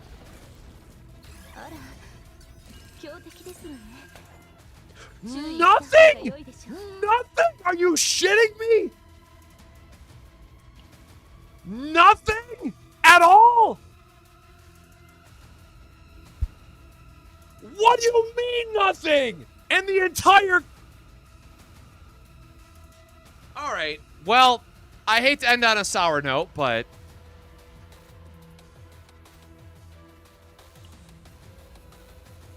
What? Seriously, how? I have never had this happen. Bro, for real?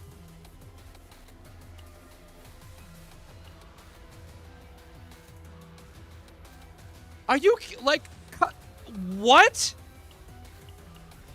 This was such a good deck. Are you kidding me? That is kind of ridiculous.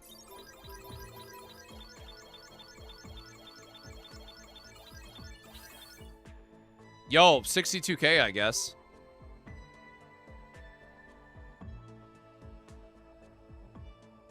One, two. I mean, we did get our exhaust.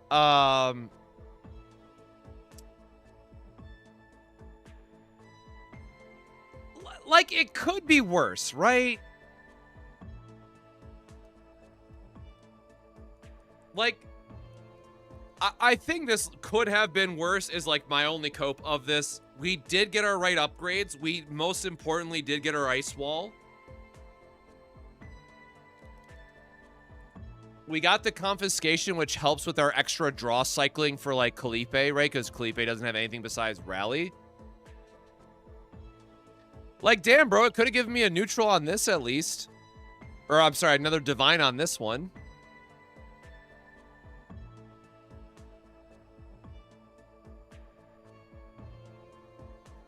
Like, okay, seriously, bigger picture, this is not bad.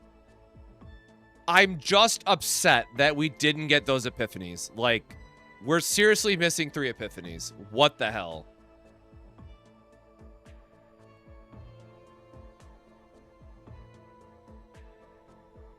And again, like, I wanted this just for the deck thinning, but compared to the other Magna save I have, I got this card getting removed, so it is a upgrade. It does work with Kalipe. I'm just going to be a little bit salty about... I mean, yeah. It is what it is.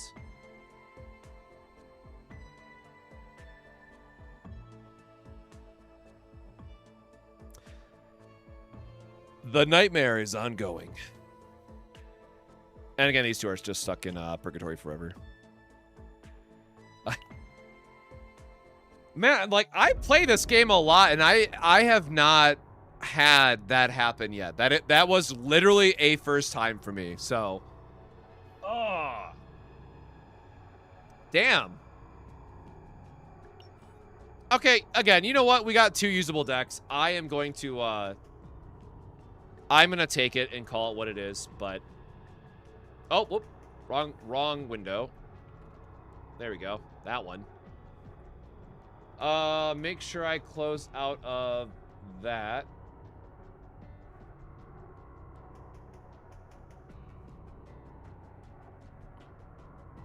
All right, well, that is gonna do it for our run tonight. So, you know, positive track here, right? We finally finished Kalipe, which was great. We were able to get our triple vulnerable Vulture ejection, which is going to be really great for the tower, so I'm very happy about that. And that Magna save, technically, it does work for what we want, so it does help us with kind of filling out that full auto team. So the good news here is that our next stream is kind of whatever we want. Like, I guess we could do a mirror. If enough people say that they want me to work on an Amir save file and do like a DPS Amir, I guess that could be up next.